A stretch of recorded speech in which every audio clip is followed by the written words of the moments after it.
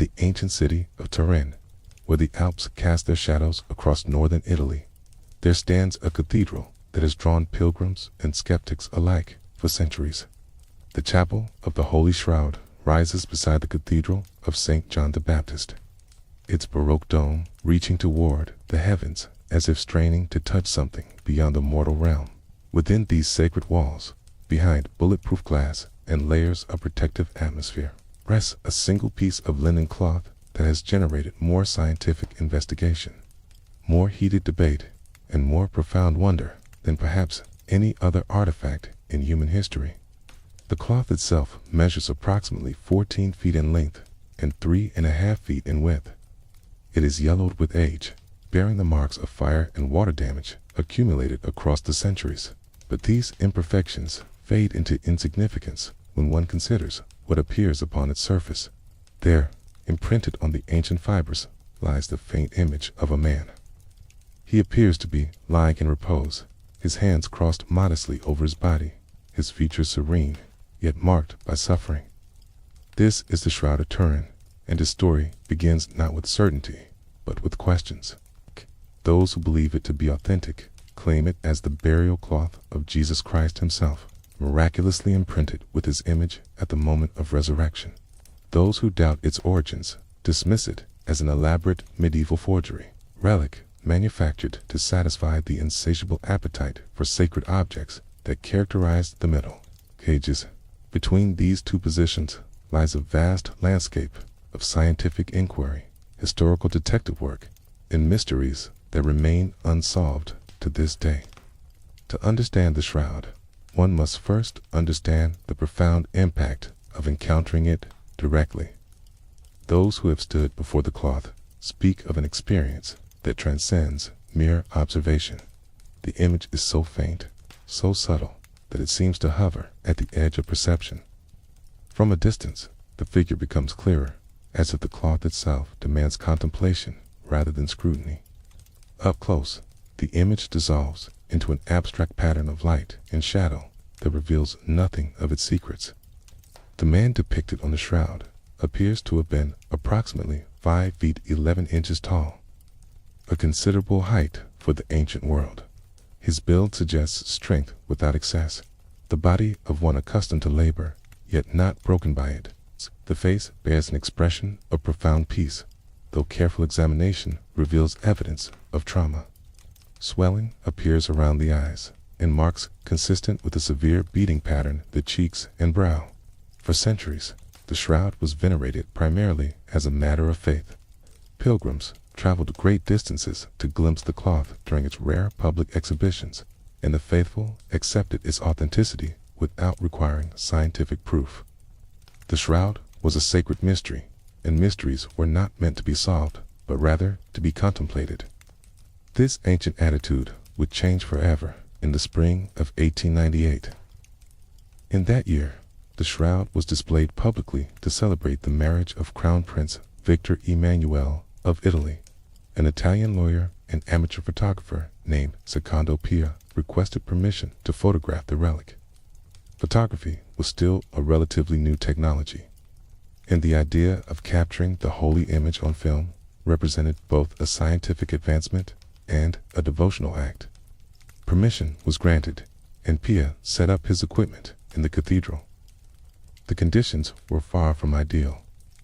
Pia worked at night to avoid the crowds, relying on electric lights that cast harsh shadows across the ancient fabric. His first attempts failed due to technical difficulties with the lighting, but on the evening of May 28, 1898, Pia succeeded in capturing 2 photographs of the shroud. He retreated to his darkroom to develop the glass plate negatives, expecting nothing more than documentary images of a famous relic. What emerged from the developing bath changed history. As the image slowly materialized on the photographic plate, Pia found himself staring at something impossible. The negative image, which should have rendered the shroud as a ghostly inversion of light and dark, instead revealed a startlingly lifelike portrait. The face that had appeared as a vague impression on the cloth now gazed back at him with haunting clarity. The eyes, the nose, the mouth, the beard, all emerged with photographic realism. Pia, reportedly nearly dropped the plate in shock, was looking at a positive image, which meant that the image on the shroud itself was somehow a negative. This made no sense according to any known artistic or natural process. A medieval forger would have had no concept of photographic negatives, a technology that would not exist for another 5 centuries. And yet, here was evidence suggesting that whoever or whatever created the image on the shroud had somehow encoded it in reverse, waiting for the invention of photography to reveal its true nature. The implications were staggering. The shroud was a forgery. It was a forgery that anticipated a technology that would not exist until the 19th century. If it was authentic, then the image formation represented a phenomenon that science had never encountered and could not explain. Either way, the comfortable certainty of both believers and skeptics had been shattered in a single moment of developing chemical washing over a glass plate. News of Pia's discovery spread rapidly. Newspapers around the world published the remarkable photographs, and millions of people saw the face on the shroud for the first time with stunning clarity. The image showed a man of dignity and nobility, his features composed in death, yet somehow radiating an inner peace that seemed to transcend mortality. For believers, this was the face of Christ himself, miraculously preserved across 2,000 years. For skeptics, it was an inexplicable puzzle that demanded rational explanation. The scientific community responded with characteristic caution. Experts in photography examined Pia's work, and some accused him of manipulating the images.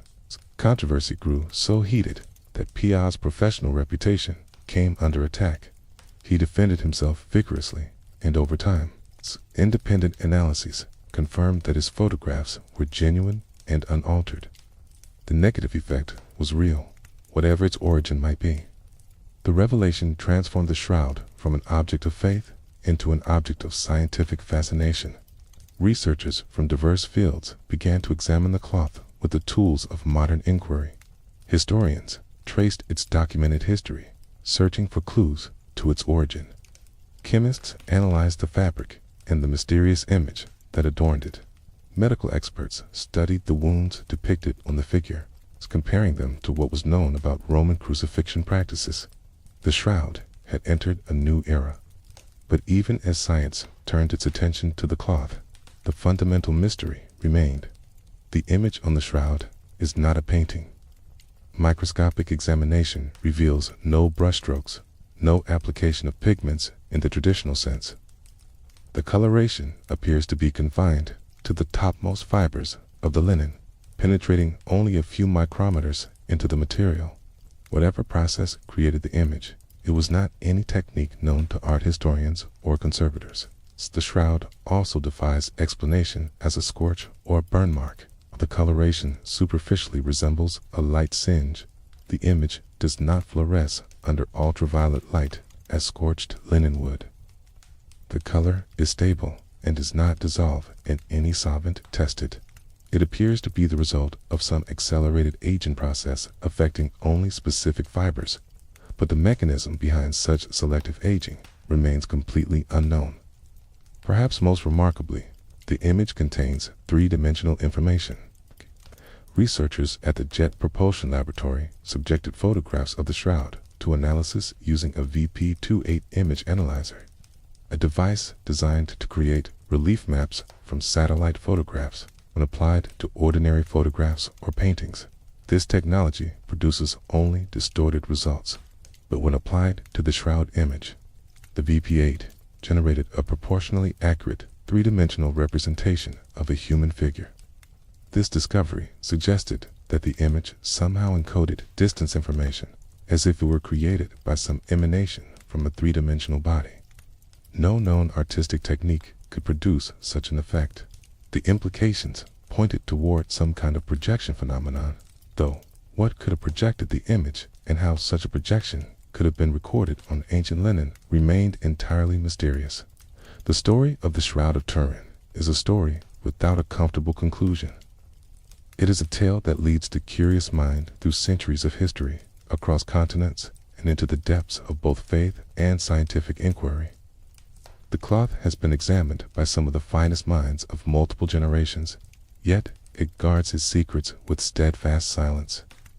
Every answer seems to generate new questions, and every explanation falls short of fully accounting for all the evidence. Tonight, as you listen to this account, perhaps drifting toward sleep, consider what it means for such an object to exist in our world, whether it is the authentic burial shroud of Christ or an inexplicable medieval creation. The cloth in Turin represents something that transcends easy categorization. It sits at the intersection of faith and reason, of history and mystery, of the knowable and the unknowable. The journey through the shroud story will take us across centuries and through laboratories, to cathedrals and courtrooms, among believers and skeptics alike. We will examine the cloth fiber by fiber, trace its history document by document, and weigh the evidence for and against its authenticity with careful attention. But we will never lose sight of the central wonder that drives all this investigation. The faint image of a man lying in eternal repose on a piece of ancient linen. The questions raised by Secondo Pia's photographs in 1898 remain largely unanswered today. How was the image formed? When was it created? And perhaps most profoundly, whose face gazes back at us from across the centuries with such haunting clarity? These are the questions that have drawn scientists and scholars to the shroud for over a century. And these are the questions that will guide our exploration in the hours ahead. The night is long, and the story of the shroud is rich with detail and wonder. Let us proceed with open minds and gentle curiosity, following the evidence wherever it may lead. The faint figure on the cloth has waited 2,000 years to tell its story, or perhaps only 700 years, depending on whom you believe. Either way, it waits patiently still. It's offering no easy answers, but promising a journey into one of the most fascinating mysteries the world has ever known. The cathedral in Turin stands quiet now, its doors closed against the night. Behind the glass, the shroud rests in its climate-controlled case, protected from the elements that have slowly worn at its fibers across the long centuries. The image on its surface is barely visible in the darkness, a shadow of a shadow, yet it continues to draw the minds and hearts of millions toward its ancient mystery. And so our exploration begins, not with answers, but with wonder, not with certainty, but with the humble acknowledgement that some mysteries may be too profound for easy resolution. Let us step together into this story, following the thread of inquiry that has captivated humanity for generations. The shroud awaits, patient and silent, ready to reveal whatever secrets it chooses to share while keeping others hidden in the depths of its ancient fibers. The journey will be long but rewarding, and the questions we encounter along the way will challenge us to think deeply about the nature of evidence, belief, and the limits of human knowledge. The linen itself tells a story long before one considers the image upon it. To hold such fabric in one's hands, to feel the weight of ancient threads between finger and thumb, is to touch something that connects the present moment to the distant past. The Shroud of Turin is woven from flax. It's the same plant that has clothed humanity since the earliest civilizations learned to cultivate the earth and transform its gifts into textile. The cloth measures approximately 437 centimeters in length and 113 centimeters in width. These dimensions translate to roughly 14 feet 3 inches by 3 feet 7 inches, a size consistent with the burial practices of the ancient world. A body would have been laid upon half the length of such a cloth, with the remaining half folded over to cover the front, creating the distinctive double image that appears on the shroud, one showing the back of the figure and one showing the front. The weave pattern is particularly significant to those who study the relic. The fabric displays a 3-2-1 herringbone twill, a sophisticated weaving technique that creates a distinctive diagonal pattern in the cloth. Each weft thread passes over 3 warp threads before going under one, and this sequence shifts with each row to produce the characteristic zigzag appearance. Such weaving was known in the ancient world, but required considerable skill and specialized equipment to produce. Textile experts have debated the significance of this weave pattern extensively. Some argue that the herringbone twill points to an ancient origin, noting that similar fabrics have been found in archaeological contexts dating to the time of Christ. Others contend that the weave could have been produced at any point in history when skilled weavers had access to appropriate looms. The fabric alone cannot definitively date the shroud, but it establishes that whoever created the cloth possessed advanced textile knowledge. The threads themselves reveal additional details under microscopic examination. The flax fibers show evidence of having been hand-spun with the slight irregularities characteristic of ancient production methods. The spinning appears to have been done with a Z-twist, meaning the fibers were twisted in a clockwise direction. This technique was common in the Middle East during antiquity, though it was not exclusive to that region or era. Throughout the cloth, one can observe the effects of time and incident. The shroud bears water stains from unknown dampening at some point in its history. Fire damage from a blaze in 1532 left distinctive marks along the edges. Patches sewn by poor Clare nuns to repair the burn holes remain visible today. These repairs were themselves partially removed during a controversial conservation effort in 2002, revealing the original damaged fabric beneath. But it is not the fabric that draws the world's attention. It is the image. It's a haunting impression of a human figure that seems to float upon the surface of the cloth, like a reflection in still water. The image is so faint that early viewers often struggled to perceive it clearly. Only from a distance of several meters does the figure resolve into recognizable human form, a phenomenon that has led some to describe the shroud as the world's first photograph. The coloration that creates the image is extraordinarily subtle. It appears as a slight yellowing or darkening of the linen fibers, so delicate that it could easily be mistaken for natural aging or staining. Yet this coloration is not random. It forms with remarkable precision the front and back views of a bearded man with long hair, his body bearing marks consistent with torture and execution. Scientific analysis has confirmed what the naked eye suggests. The image is not painted.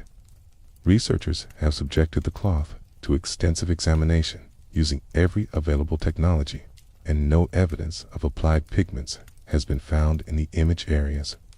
There are no brushstrokes visible under magnification. There is no binding medium, no vehicle that would have carried paint onto the fabric. The image simply exists as a property of the fibers themselves. This absence of paint is one of the shroud's most perplexing characteristics. Medieval artists, no matter how skilled, worked with physical materials. They applied pigments suspended in egg tempera or oil or some other medium. They left behind evidence of their craft in the form of brush marks, paint layers, and underdrawings. The shroud shows none of these telltale signs. Whatever created the image, it was not a brush in the hand of an artist. Microscopic examination reveals that the coloration is confined to an incredibly thin layer. The effective fibers show discoloration only in the topmost portion of the thread, penetrating perhaps 10 to 40 micrometers at most. The coloration does not soak through the fabric as any liquid medium would.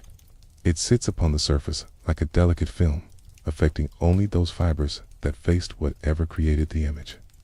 The coloration itself appears to be the result of some kind of degradation or oxidation of the cellulose that makes up the linen fibers.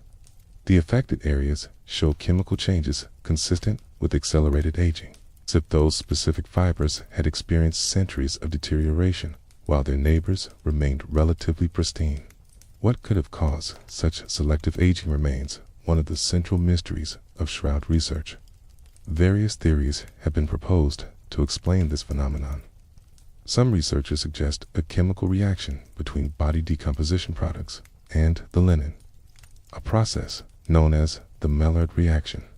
Others have proposed some form of radiation, perhaps released at the moment of resurrection for those who accept the cloth's authenticity. Still, others have suggested corona discharge, static electricity, or even earthquake-induced neutron emissions. None of these explanations has gained universal acceptance. The image possesses another remarkable quality that sets it apart from any known artistic creation. It contains encoded three-dimensional information. Its property was discovered somewhat accidentally in 1976 when researchers John Jackson and Eric Jumper subjected shroud photographs to analysis using a VP8 image analyzer at the Sandia National Laboratories. The VP8 was designed to interpret satellite photographs, converting variations in image brightness into elevation data. When applied to ordinary photographs or paintings, this process produces only distorted and meaningless results. The relationship between brightness and distance in normal images is determined by lighting conditions, not by actual spatial information. A photograph of a face would produce a grotesque distortion when processed through such analysis. Yet, when Jackson and Jumper processed the shroud image through the VP8, something extraordinary emerged. The machine produced a proportionally accurate three-dimensional relief of a human figure. The nose projected appropriately from the face. The eyes recessed into proper position. The body displayed correct anatomical proportions from head to feet. The image on the shroud somehow encoded actual distance information within its varying shades of light and dark. This discovery stunned the scientific community. No painting, no photograph, no rubbing or print of any kind had ever demonstrated such a property. The three-dimensional information suggested that the image was somehow created by a process that recorded the distance between the cloth and the body it covered. The closer the cloth was to the body, the darker the image appeared. But farther away, the lighter. The implications of this finding are profound. If a medieval forger created the shroud, that forger would have needed to understand and intentionally encode three-dimensional spatial information in a two-dimensional image. This would have required not only an understanding of concepts that would not be developed for centuries, but also the technical means to implement them on a linen cloth without leaving any trace of artistic process. The VP8 analysis also revealed details that were invisible to the naked eye. Small objects appeared to be resting on the eyes of the figure, their raised surfaces creating distinctive patterns in the three-dimensional rendering. Some researchers have identified these as coins, specifically leptons minted during the reign of Pontius Pilate in the 1st century. Others dispute this interpretation, arguing that the patterns are artifacts of the analysis or damage to the cloth. The dorsal image, showing the back of the figure, displays the same three-dimensional properties as the frontal image. The buttocks and shoulder blades project appropriately. The calves and heels show proper positioning. The entire figure, front and back, appears to have been recorded by whatever process created the image, with the spatial relationships preserved in the gradations of color. Researchers have attempted to recreate this effect using various techniques. Artists have tried to produce images with similar three-dimensional encoding through painting, rubbing, and contact methods. Scientists have experimented with radiation, chemical reactions, and photographic processes. None has successfully replicated the combination of characteristics found in the shroud image: the coloration without pigment, the superficiality of the image layer, and the three-dimensional encoding together create a puzzle that has resisted all attempts at solution. The bloodstains on the shroud present a different kind of evidence. Unlike the body image, the blood marks appear to be actual biological material that soaked into the fabric. These stains penetrate through the cloth as liquid blood would, and they fluoresce differently under ultraviolet light than the body image does. Chemical analysis has confirmed the presence of components consistent with genuine blood. The blood and the body image also show a significant relationship. The blood was on the cloth before the body image formed. This determination comes from careful examination showing that the body image is absent beneath the bloodstains. Whatever process created the image did not affect the areas protected by blood. This sequencing has important implications for any theory of image formation. The fabric between the front and back images shows no coloration, no extension of the image process. This suggests that whatever created the image operated only in proximity to the body, not throughout the entire cloth. The mechanism, whatever it was, had a limited range of effect. It recorded what was close, but left untouched what was far. These physical characteristics combined to create a puzzle unlike any other in archaeological or art historical study. The shroud is not a painting, not a photograph, not a rubbing, not a scorch in the ordinary sense. It is something else entirely, something that fits no established category of image creation. It sits in its climate-controlled case in Turin, a challenge to every theory proposed to explain it. The weave of ancient linen, the absence of artistic medium, the superficiality of the image, the three-dimensional encoding, all of these characteristics point toward something extraordinary. Whether that extraordinariness indicates miraculous origin or simply undiscovered medieval technique remains the central question that drives shroud research. The cloth keeps its secrets written in threads too fine for easy reading. As the hours of the night deepen and the mind settles toward rest, consider the patience required to study such an object. Researchers have spent decades examining single fibers, analyzing microscopic samples, arguing over the interpretation of chemical tests. The shroud rewards careful attention while frustrating those who seek quick answers. It is an object that demands humility from those who would understand it.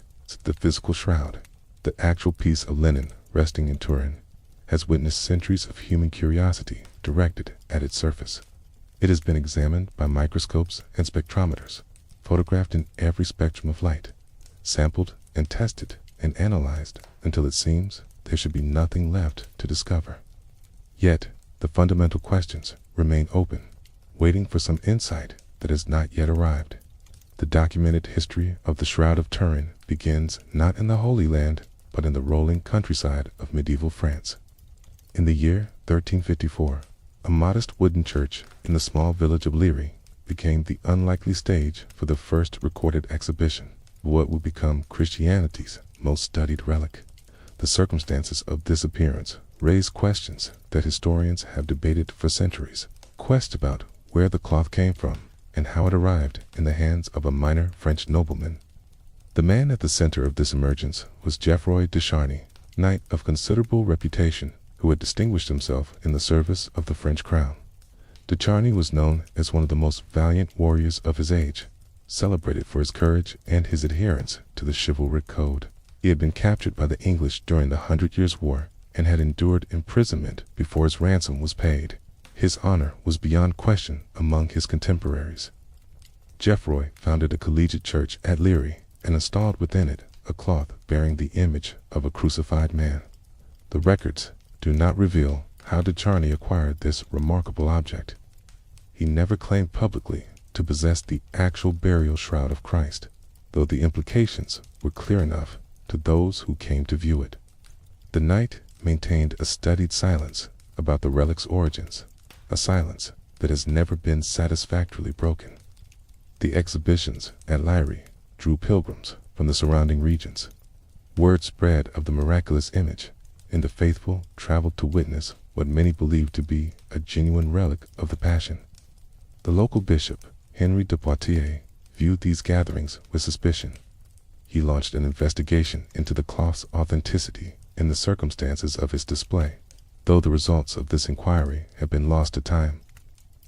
What survives is a letter written decades later by a successor bishop, Pierre d'Arcis. In 1389, D'Arcis composed a memorandum to Pope Clement VII, complaining bitterly about renewed exhibitions of the shroud. In this letter, d'Arcis claimed that his predecessor had discovered the cloth to be a fraud, painted by an artist whose confession had been obtained. The bishop demanded that the exhibitions cease and that the faithful be protected from deception. This letter has become one of the most important documents in shroud scholarship, cited by skeptics as evidence of medieval forgery, and by believers as an unreliable account motivated by ecclesiastical politics. The original investigation by Henry de Poitiers has never been found. The artist's confession, if it ever existed, has vanished from history. We have only Darcus' second-hand account, written approximately 35 years after the alleged events. Pope Clement VII responded to the controversy with characteristic diplomatic ambiguity. He permitted the exhibitions to continue, but required that the cloth be identified as a representation or figure of the true shroud rather than the authentic relic. The faithful could venerate it, but the Church would not officially confirm its authenticity. This careful compromise allowed devotion to continue while avoiding definitive pronouncement on the cloth's true nature. Geoffroy de Charny did not live to see this resolution. He had died in 1356 at the Battle of Poitiers, falling while defending his king with the French battle standard in his hands. Squeled passed to his son, also named Geoffroy, who continued the exhibitions despite episcopal opposition. The younger Geoffroy maintained the same silence as his father regarding how the family had come to possess such an extraordinary object. The de Charny family's custody of the shroud continued for another generation. Geoffroy the Younger died in 1400, and the cloth passed to his daughter Marguerite.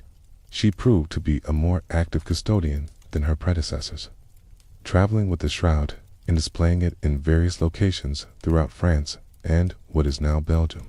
The exhibitions continued to draw crowds and generate both devotion and controversy.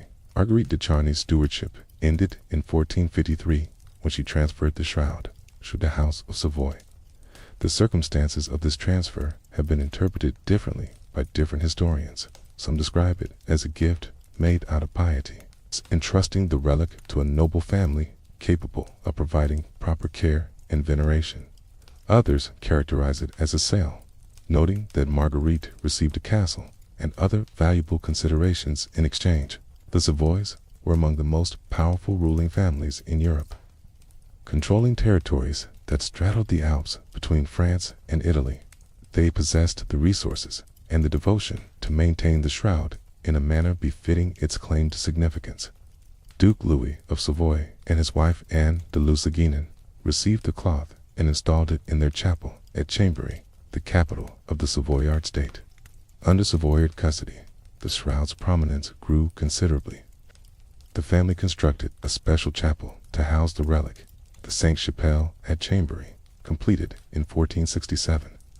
The cloth was displayed on special occasions, drawing pilgrims from across Europe. Spital's obtained papal approval for a feast day dedicated to the shroud, elevating its status within the liturgical calendar. The night of December 4th, 1532, nearly ended the shroud's existence. Fire broke out in the sacristy of the Sainte-Chapelle, and the flames quickly spread to the chapel itself. The silver reliquary containing the shroud was locked within an iron grill, and the heat grew so intense that the silver began to melt. A blacksmith was hastily summoned to break open the grill, and the reliquary was pulled from the inferno just before complete destruction. The damage was severe. Drops of molten silver had fallen onto the folded cloth, burning through multiple layers.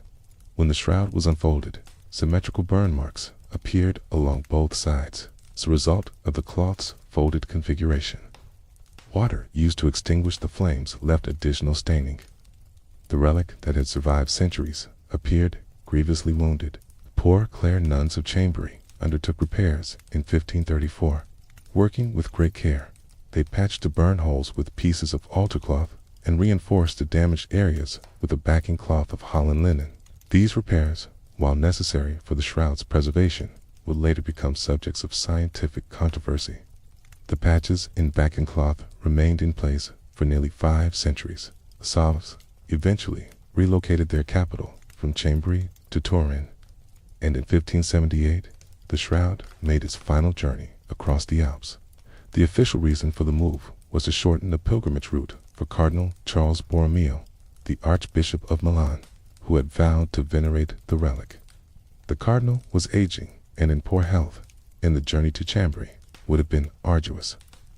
Moving the shroud to Turin placed it closer to Milan, and within easier reach, Cardinal Borromeo made his pilgrimage on foot, walking from Milan to Turin in October of 1578. The shroud was displayed for his veneration, and the cardinal spent long hours in prayer before the image. His devotion to the relic was profound and public, lending additional prestige to the shroud's reputation. The display in Turin proved so successful that the Savoys decided to keep the shroud in their new capital permanently. A special chapel was constructed to house the relic, designed by the architect Guarino Guarin and completed in 1694. The Chapel of the Holy Shroud, with its extraordinary spiraling dome, became one of the architectural wonders of Baroque Italy. The shroud rested within this chapel in a silver casket above the altar, accessible for public veneration only on rare occasions determined by the Savoy family. The documented history from Lyri to Turin spans approximately 224 years, a period during which the shroud's existence and movements can be traced with reasonable confidence. Before 1354, the trail grows cold. Geoffroy de Charny never explained how he acquired the cloth, and no documents have survived that establish the shroud's whereabouts before its appearance in France. This gap in the historical record has inspired extensive speculation. Some researchers have attempted to trace the shroud backward through history, proposing various routes by which it might have traveled from Jerusalem to France. These theories often involve the Knights Templar, the Byzantine Empire, the ancient city of Edessa, and other way stations along a hypothetical journey spanning more than a millennium. The connection to Geoffroy de Charny himself offers one intriguing possibility. A knight of the same name, possibly an uncle or other relative, was burned at the stake in 1314, along with Jacques de Mala, the last Grand Master of the Knights Templar. This Geoffroy de Charny had served as the Templar preceptor of Normandy, a position of considerable importance within the order. Some researchers have suggested that the shroud might have been a Templar treasure, passed down through the de Charny family after the order's destruction. The Templars were known to possess important relics, and their secretive practices gave rise to many legends about hidden treasures and sacred objects. The order's sudden suppression by King Philip IV of France created conditions in which valuable items might have been hidden and later transferred to trusted individuals. The theory remains speculative, but it offers a plausible explanation for how a French knight might have come to possess a relic of such extraordinary significance. Other researchers have focused on earlier history, attempting to identify the shroud with various claws mentioned in ancient and medieval sources. The Mandalion of Edessa, the image of Camilliana, and the burial cloths kept in Constantinople have all been proposed as earlier names for the same object. These identifications require assumptions about how the shroud might have been folded or displayed. To explain why earlier descriptions do not mention a full body image. The sack of Constantinople in 1204 provides another potential turning point.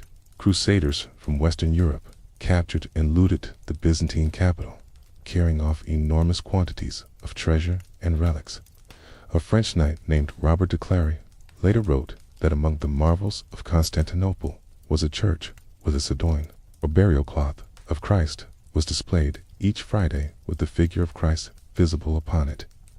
After the sack, de Clary noted, no one knew what became of this cloth. If the shroud was in Constantinople before 1204, its disappearance during the sack and reappearance in France 150 years later begins to make sense. The intervening century and a half might have seen the cloth hidden, possibly by the Templars, possibly by other parties, before emerging in the possession of Geoffroy de Charny.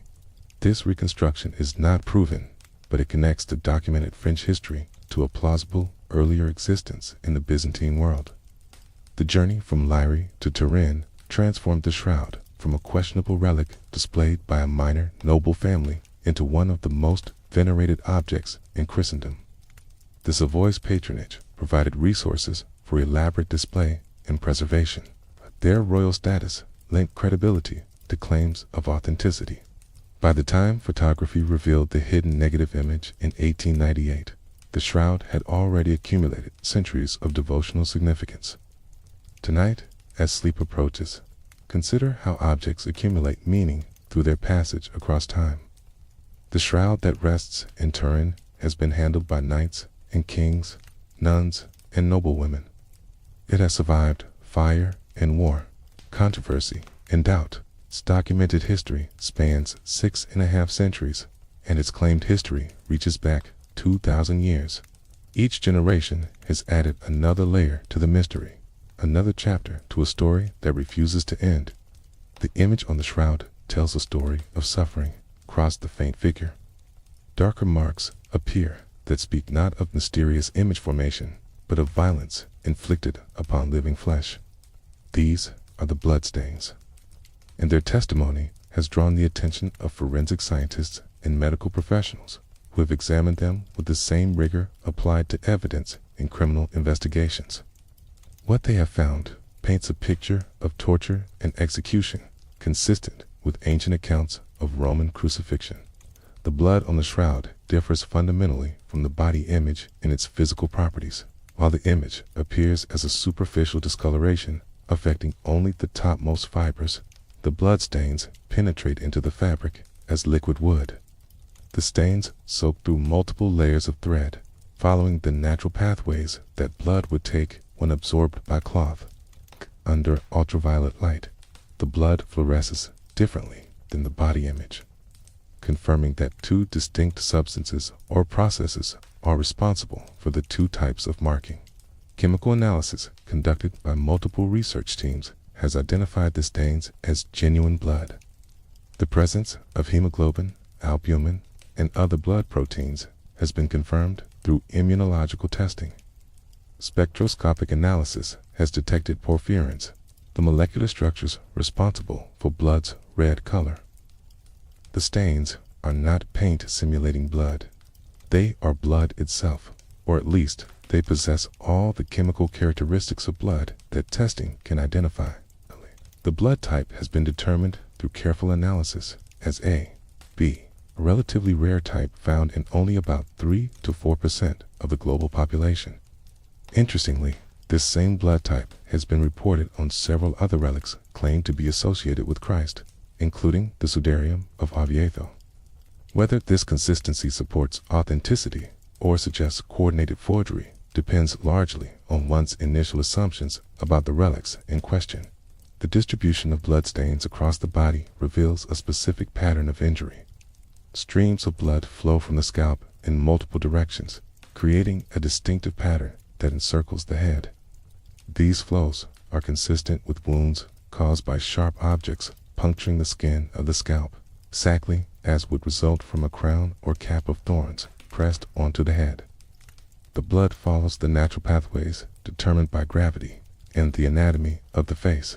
Forensic analysts have noted that the scalp wounds appear to have been caused not by a neat circlet, but by something more like a cap covering the entire top of the head. The puncture marks extend across the crown and down toward the neck, suggesting thorns pressed into the flesh from multiple angles.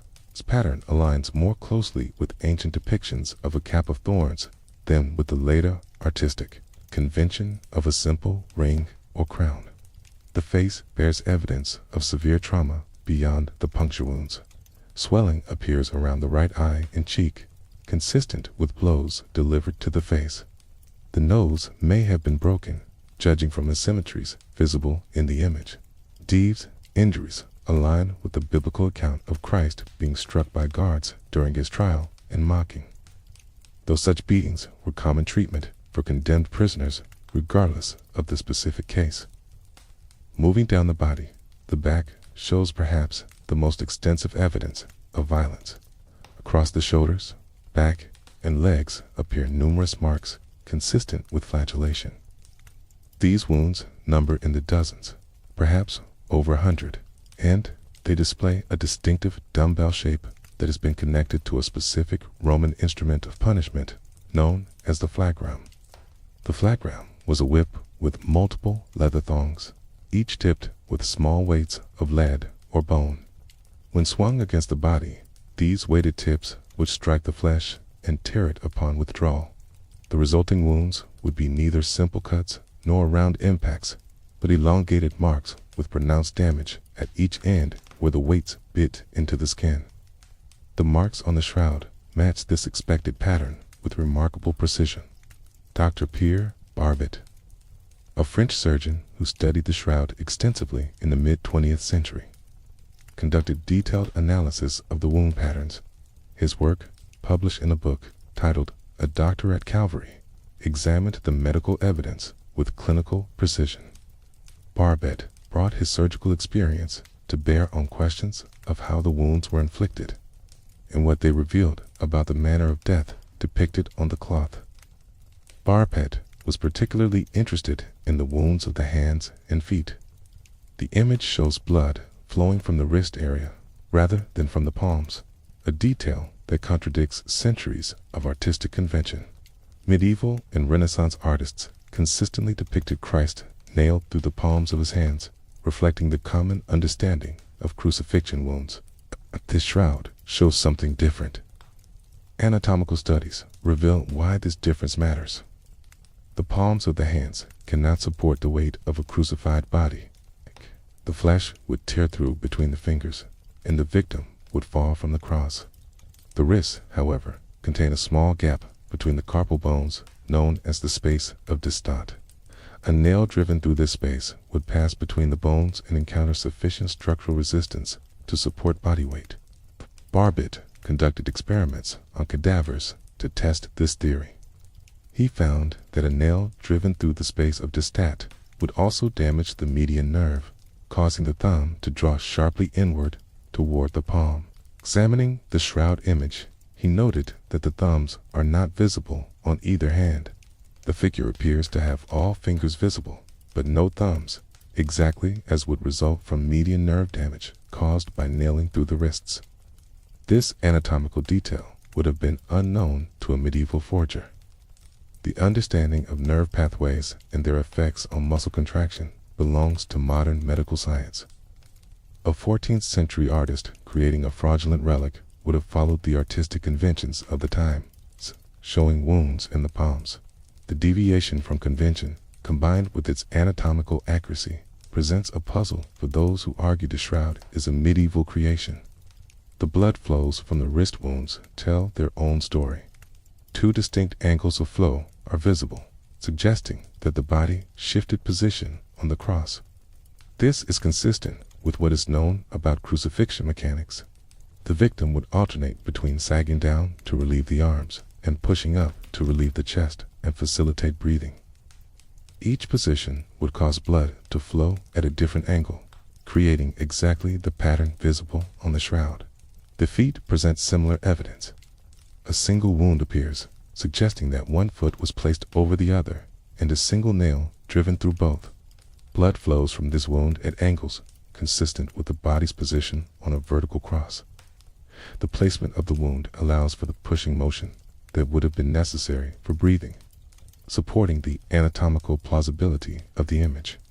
The most dramatic wound appears on the right side of the chest, between the ribs. This wound corresponds to the biblical account of a Roman soldier piercing Christ's side with a lance after death. From this wound flows a distinctive pattern of blood and a separate, clear fluid that has been interpreted as pericardial or pleural fluid, the watery substance that surrounds the heart and lungs. The presence of this clear fluid is medically significant. In cases of severe physical trauma, fluid can accumulate around the heart in a condition called pericardial effusion. When the chest is pierced, this fluid flows separately from the blood, creating exactly the appearance of blood and water described in the Gospel of John. The shroud shows evidence of this separation, with distinct areas of red staining and clear staining emanating from the side wound. The position and angle of this wound have been analyzed extensively. It appears to have been inflicted by a right-handed person standing to the victim's right side, thrusting upward between the ribs to reach the heart. This is consistent with Roman military practice. as soldiers were trained to thrust upward under the rib cage to deliver killing blows. The wound would have been fatal and would have produced the flow of blood and fluid visible on the cloth. Death on the cross typically resulted from a combination of factors. The position made breathing extremely difficult, requiring constant muscular effort to raise the body enough to inhale. Exhaustion would eventually make this effort impossible. Blood loss from the scourging weakened the victim further. Shock, dehydration, and cardiac stress all contributed to the final collapse. The lance wound, delivered after death, served to confirm that life had ended. The blood evidence on the shroud tells a coherent story from beginning to end. First came the scourging, the savage beating that covered the body in wounds. Then the crowning with thorns, which produced the distinctive pattern of scalp bleeding. The carrying of the cross left abrasions on the shoulders where the rough wood rubbed against torn flesh. The nailing produced the characteristic blood flows from wrists and feet. Finally, after death, the lance wound confirmed what had already occurred. Forensic analysis has also examined the blood stains for evidence of movement or smearing that might indicate how the body was wrapped and when the cloth was removed. The stains show remarkably little disturbance, suggesting that the cloth was not pulled away from a body with dried blood. This absence of smearing has led some researchers to suggest that the body somehow left the cloth without normal physical contact, though skeptics offer alternative explanations involving careful removal or incomplete blood drawing. The totality of blood evidence presents a picture of Roman execution carried out according to documented historical practices. The victim was beaten, scourged, crowned with thorns, nailed to a cross through the wrists and feet, and finally pierced in the side after death.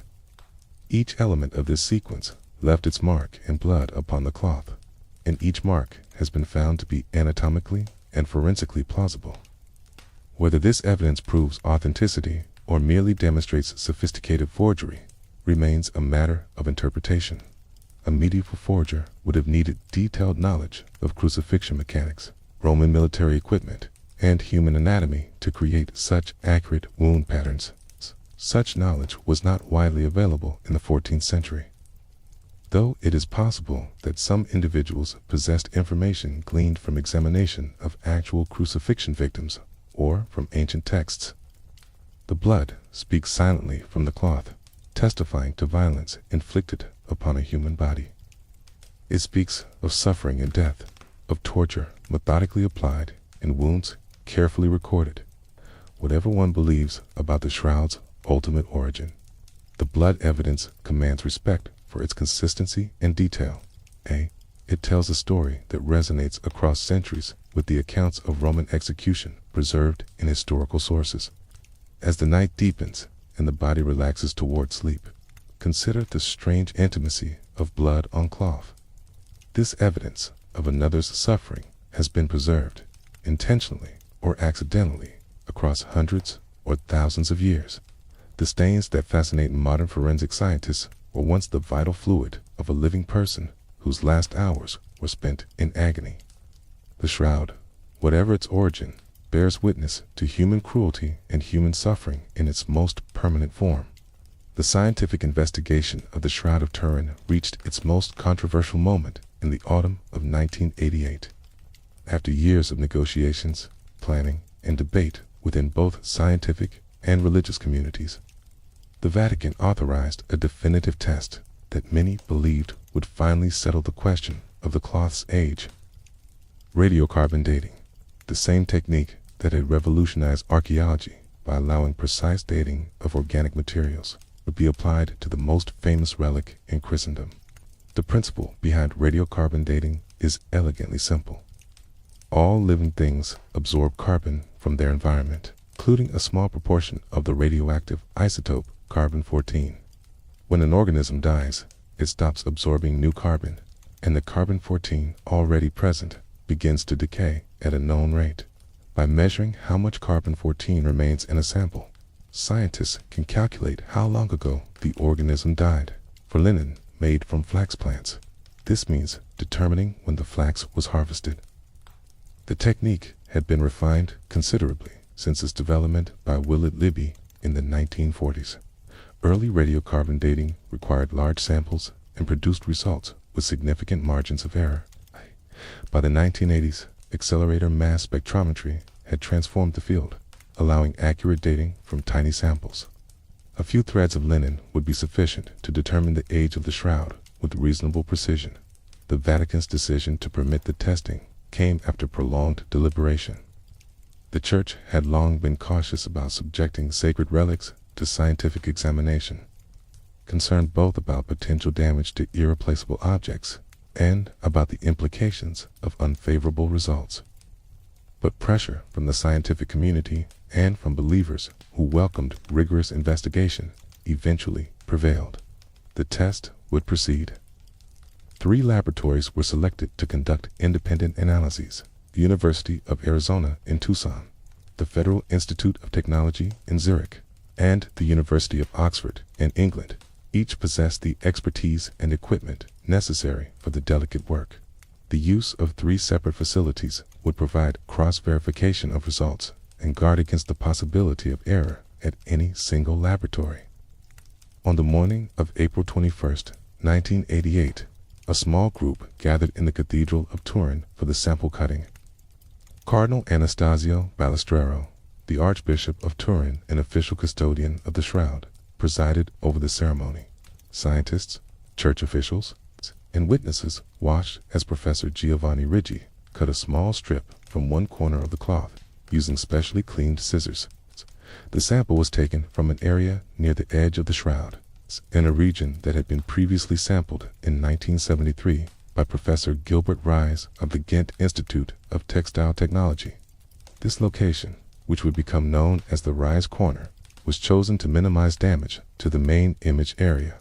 The strip measured approximately 7 centimeters by 1 centimeter, a small sacrifice from a cloth over 4 meters in length. The sample was divided into portions and distributed to the 3 laboratories along with control samples of known age. These controls included linen from an Egyptian tomb dated to around 1100 BCE, cloth from a Nubian tomb dated to the early centuries of the Common Era, and threads from a medieval cope. The laboratories would analyze all samples blindly, unaware of which was which, until their results were submitted. The scientists worked through the spring and summer of 1988. Each laboratory cleaned its sample to remove potential contaminants, reduced the linen to pure carbon, and measured the remaining carbon-14 with exquisite precision. The work required patience and meticulous attention to protocol. The world waited for results that would either confirm an ancient origin or relegate the shroud to the category of medieval artifact. On October 13, 1988, Cardinal Balestrero announced the findings at a press conference in Turin. The 3 laboratories had reached remarkably consistent conclusions. The flax from which the shroud's linen was woven had been harvested sometime between 1260 and 1390 CE. The cloth was medieval, not ancient. With 95% confidence, the shroud dated to a period approximately 700 years ago. The announcement sent shockwaves through communities of believers and researchers alike. For those who had accepted the shroud as authentic, the results were devastating. Decades of careful study, the forensic analysis of bloodstains, the mysterious properties of the image, all seemed suddenly irrelevant if the cloth itself was only 7 centuries old. The shroud could not be the burial cloth of Christ if it did not exist until more than 1,000 years after his death. The scientific community largely accepted the radiocarbon results as definitive. Nature, one of the world's most prestigious scientific journals, published the findings in February 1989. The paper, authored by 21 scientists from the 3 laboratories, presented the data with appropriate statistical rigor. The conclusion seemed inescapable. The Shroud of Turin was a medieval creation, whatever the mysteries of its image might be. Media coverage emphasized the finality of the verdict. Headlines proclaimed that science had proven the shroud a fake. Some commentators suggested that the matter was now closed, that further investigation would be pointless, given the clear evidence of medieval origin.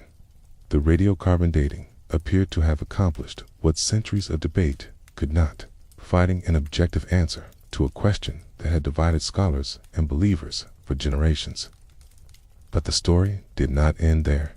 Almost immediately, questions arose about the validity of the test.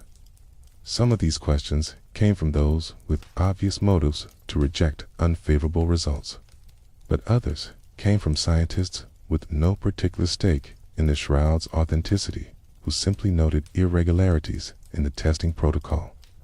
The controversy that followed the announcement would prove nearly as significant as the results themselves. The first line of criticism focused on the sampling location.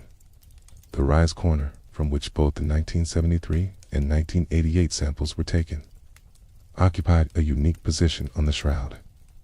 It was the most handled area of the cloth, the corner that would have been grasped when the shroud was displayed or moved. If any area were susceptible to contamination from centuries of handling, this would be it. Furthermore, textile experts who examined photographs of the sample area noted anomalies in the weave. The threads in the rise corner appeared to differ subtly from those in the main body of the shroud. Some observers reported evidence of different spinning techniques, different thread colors, and even the presence of cotton fibers mixed with the linen. These observations suggested the possibility that the sampled area was not original to the shroud, but represented later repair or addition. The idea that the tested sample might have come from a medieval patch rather than from the original shroud fabric became known as the reweave hypothesis. Proponents argued that at some point in the shroud's history, damaged edges had been repaired using a technique called invisible reweaving, which blends new threads with old in a manner designed to be undetectable. If the rise corner contained such a repair, the radiocarbon test would have dated the repair material rather than the original cloth. Critics of this hypothesis pointed out that no evidence of reweaving had been noted during the careful examination that preceded the sample cutting. The scientists and officials present had specifically looked for any indication that the sample area was anomalous. They had found the weave to be consistent with the rest of the shroud. The reweave theory, these critics argued, was a convenient excuse invented after the fact to explain away unwelcome results. The debate over contamination took multiple forms. Some researchers focused on biological contamination, noting that bacteria and fungi living on the cloth could deposit carbon of their own that might skew dating results. A bioplastic coating produced by microorganisms had been proposed as a possible source of contamination, though the laboratories insisted that their cleaning protocols would have removed any such coating. Others pointed to the fire of 1532 as a potential source of contamination. The silver reliquary had partially melted, and the cloth had been exposed to intense heat and the products of combustion, carbon from the fire, deposited on the shroud's surface or absorbed into its fibers, might have introduced younger carbon that would make the cloth appear more recent than it actually was. The laboratories had cleaned the samples specifically to address such contamination, but questions remained about whether the cleaning had been sufficient. The water used to extinguish the fire presented another contamination pathway. Water contains dissolved carbon dioxide, K, and the carbon in this dissolved gas could potentially exchange with carbon in the linen fibers.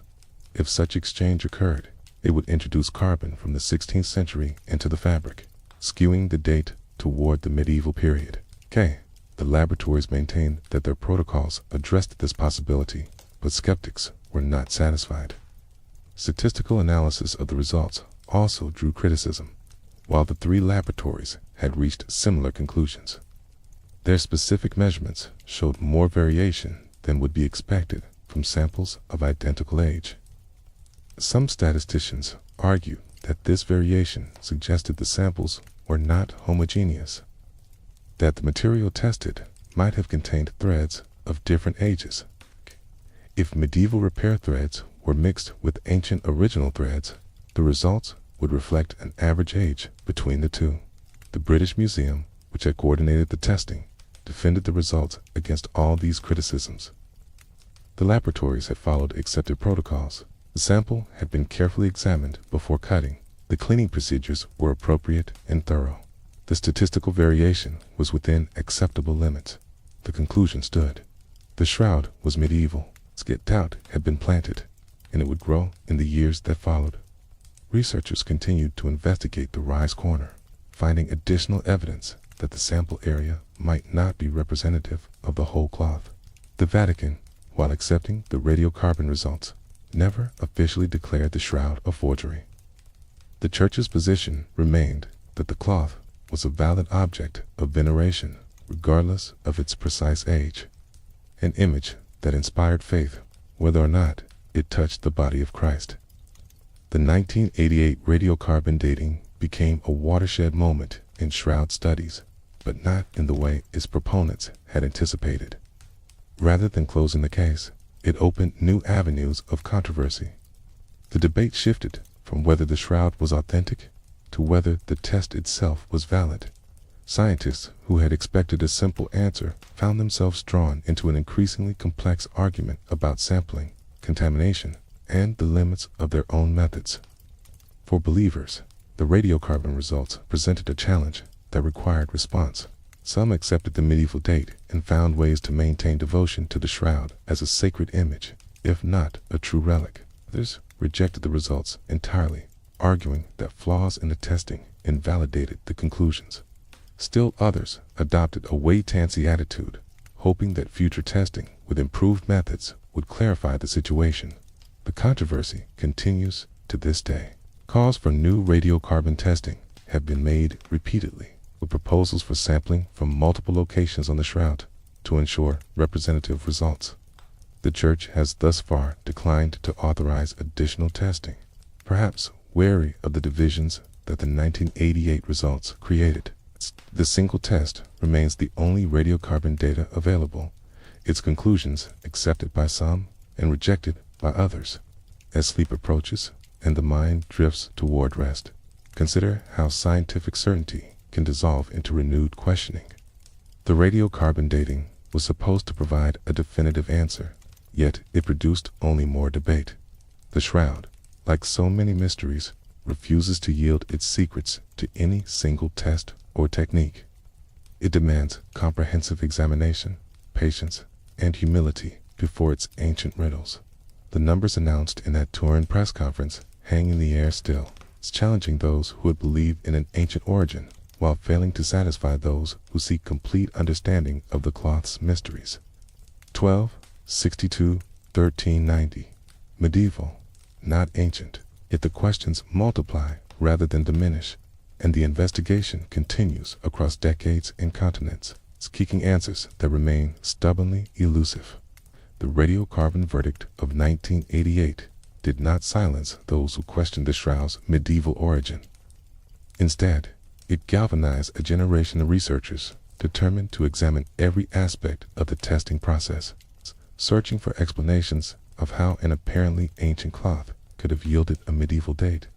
Their investigations would uncover anomalies, inconsistencies, catching, and possibilities that cast doubt on what had seemed like settled science.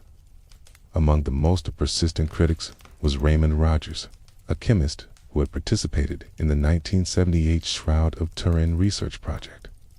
Rogers had initially accepted the radiocarbon results, assuming that the testing had been conducted with appropriate rigor. He had little patience for those who rejected scientific findings simply because they conflicted with faith. But when presented with specific claims about anomalies in the sample area, his scientific curiosity compelled him to investigate. The catalyst for Rogers' renewed interest came from two researchers who had examined threads from the rise sample taken in 1973. These threads, preserved from an earlier investigation, provided material for comparison with threads from the main body of the shroud.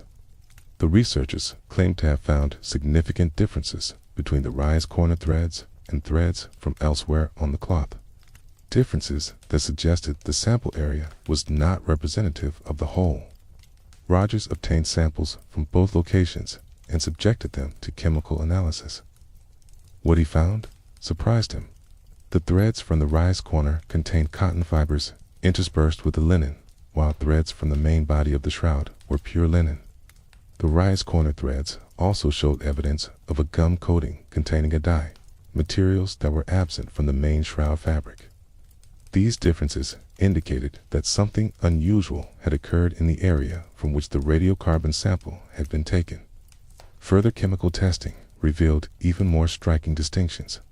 Rogers examined the vanillin content of threads from different areas of the shroud. Vanillin is a compound produced by the thermal decomposition of lignin, a component of plant fibers. Over time, vanillin slowly dissipates from linen at a rate that depends on temperature. By measuring vanillin content, researchers can estimate the age of linen samples. The main body of the shroud showed no detectable vanillin, indicating that sufficient time had passed for the compound to completely dissipate. Based on the rate of vanillin loss at typical storage temperatures, Rogers estimated that the main shroud fabric was between 1,300 and 3,000 years old. The radiocarbon sample area, however, still contained measurable vanillin, suggesting a significantly younger age, consistent with the medieval date returned by the laboratories. Findings supported the hypothesis that the sample area differed in age from the main shroud fabric. If the rise corner had been repaired or replaced at some point in the medieval period, the radiocarbon test would have dated the repair material rather than the original cloth. The vanillin evidence provided independent confirmation that the sample area was chemically distinct from the rest of the shroud. Rogers published his findings in the peer-reviewed journal Thermochimica Acta in 2005. His paper argued that the radiocarbon dating had sampled a medieval repair patch, not the original shroud fabric. The conclusion was cautious but clear. The 1988 results could not be considered representative of the whole cloth. New testing from properly selected sample areas would be necessary to determine the shroud's true age. The invisible reweave hypothesis offered a mechanism by which such a repair could have been accomplished without obvious detection. Medieval textile conservators possessed remarkable skills in mending damaged fabrics. Technique known as French weaving or invisible weaving allowed skilled artisans to integrate new threads into damaged areas so seamlessly that the repair became virtually undetectable to casual observation. The shroud had certainly suffered damage over its long history that might have required such repair. The fire of 1532 was the most dramatic incident, but centuries of handling, display, and storage would have taken their toll on the cloth's edges. The corners, subjected to repeated grasping during exhibitions, would have been particularly vulnerable to wear and damage. A careful restoration at some point in the cloth's documented history could explain the anomalies in the rise corner. Proponents of the reweave hypothesis point to several pieces of supporting evidence. Microscopic examination of threads from the sample area has revealed what appeared to be spliced junctions where old and new threads were joined. The presence of cotton mixed with linen suggests material from a different source than the pure linen of the main shroud. The dye and gum coating found by Rogers would have helped blend the repair threads to match the yellowed appearance of the original fabric. Critics counter that no definitive evidence of reweaving has been demonstrated. While anomalies exist in the rise corner, these could have other explanations. The cotton fibers might be contamination from handling rather than evidence of repair material. The chemical differences might result from the corner's exposure to different conditions over time, being more handled and more exposed than protected interior areas. The debate over contamination extends beyond the repair hypothesis. The fire of 1532 subjected the shroud to extreme conditions that could have affected its carbon content in multiple ways. The intense heat might have caused chemical changes in the linen fibers. The products of combustion, rich in carbon from burning materials, could have been deposited on the cloth's surface. The water used to extinguish the flames might have introduced dissolved carbon dioxide. Each of these potential contamination pathways has been examined by researchers on both sides of the debate. The laboratories that conducted the radiocarbon testing insisted that their cleaning protocols addressed these concerns. They had used acid and base washes specifically designed to remove surface contamination and foreign carbon. The consistency of results across 3 independent laboratories suggested that contamination, if present, had not significantly affected the dating, but the consistency argument cuts both ways. If the 3 laboratories all sampled material from the same anomalous area, their results would naturally agree regardless of whether that area was representative of the whole cloth. The subdivision of a single sample does not provide the same verification as sampling from multiple distinct locations. The apparent agreement might reflect only that all 3 laboratories successfully dated the same medieval repair material. Statistical analysis of the raw data has added another dimension to the controversy. The 3 laboratories reported slightly different dates, with Oxford finding the youngest age, Zurich intermediate, and Arizona the oldest. These differences were within the stated margins of error. But some statisticians have argued that they show more variation than would be expected from a homogeneous sample. A paper published in 1994 by a statistical analyst examined the raw data and concluded that the samples were not statistically homogeneous. The variation between laboratories exceeded what could be attributed to normal measurement uncertainty, suggesting that the samples themselves differed in age or composition. This analysis supported the hypothesis that the sample area contained a mixture of threads from different periods. The British Museum statistician who had coordinated the testing responded to these criticisms, maintaining that the variation was within acceptable limits. The debate over statistical interpretation continues among specialists, with different analytical approaches yielding different conclusions about the significance of the interpolatory variation. Beyond the specific controversies over sampling and contamination, some researchers have questioned whether radiocarbon dating is appropriate for the shroud at all. The cloth has experienced a unique history of exposure to fire, water, handling, and environmental conditions that no other radiocarbon sample has undergone. Standard calibration curves and contamination protocols were developed for materials with very different histories. The shroud might represent a special case that lies outside the validated range of the technique. This argument does not claim that radiocarbon dating is invalid in general, only that its application to this particular cloth might produce unreliable results. The shroud has been prayed over, wept upon, kissed, and handled by countless devotees over the centuries. It has been exposed to candle smoke, incense, and the breath of pilgrims. It has traveled across Europe and been stored in various conditions. No other radiocarbon sample carries such a complex burden of potential contamination. The calls for retesting have grown louder in the decades since 1988. Researchers have proposed various protocols for new dating attempts, including sampling from multiple locations far from the rise corner, using improved cleaning techniques, and employing alternative dating methods that might be less susceptible to contamination.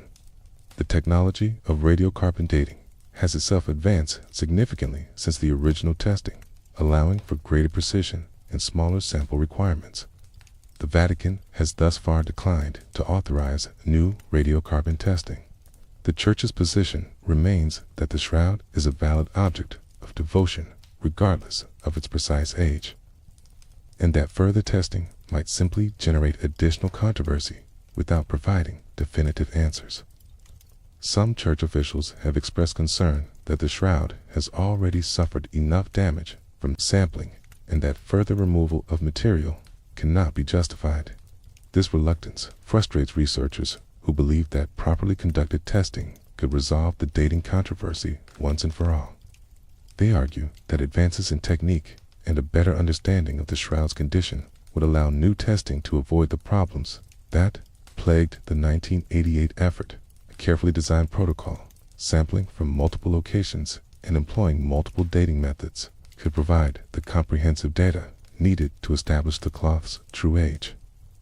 Others caution that no amount of testing will satisfy determined skeptics or believers. If new testing returned an ancient date, those who accept the medieval date would question the methodology. If it confirmed the medieval origin, those who believe in authenticity would continue to search for explanations. The shroud might be destined to remain controversial regardless of what any scientific test reveals. The challenges to the radiocarbon dating illustrate the difficulty of applying scientific methods to objects with complex and poorly documented histories. The techniques that work well for archaeological samples recovered from controlled excavations may falter when applied to relics that have been handled, repaired, and exposed to unknown conditions over centuries. The shroud exists at the boundary between science and history, where the certainties of the laboratory meet the ambiguities of the past. Raymond Rogers died in 2005, shortly after publishing his vanillin research. He had come to believe that the radiocarbon sample was not representative of the whole shroud, but he was careful not to claim that this proved authenticity. The cloth might still be medieval, he acknowledged, just not as young as the radiocarbon date suggested. His work had demonstrated the need for additional testing, not confirmed any particular origin for the mysterious image. The debate continues in scientific journals, at conferences, and in the popular press. Each year brings new analyses, new arguments, and new calls for resolution. The radiocarbon date of 12/62/1390 hangs over all discussions of the shroud, accepted by some as definitive and rejected by others as fundamentally flawed. Neither side shows any sign of conceding to the other. As the night progresses and the mind settles toward rest, consider how scientific controversies evolve over time. What seems settled in one generation becomes contested in the next. New techniques emerge, old assumptions are questioned, and the search for truth continues across decades of patient investigation. The shroud has witnessed this process many times, its secrets yielding slowly and incompletely to each new method of inquiry. The numbers from 1988 remain the only radiocarbon data available for the shroud.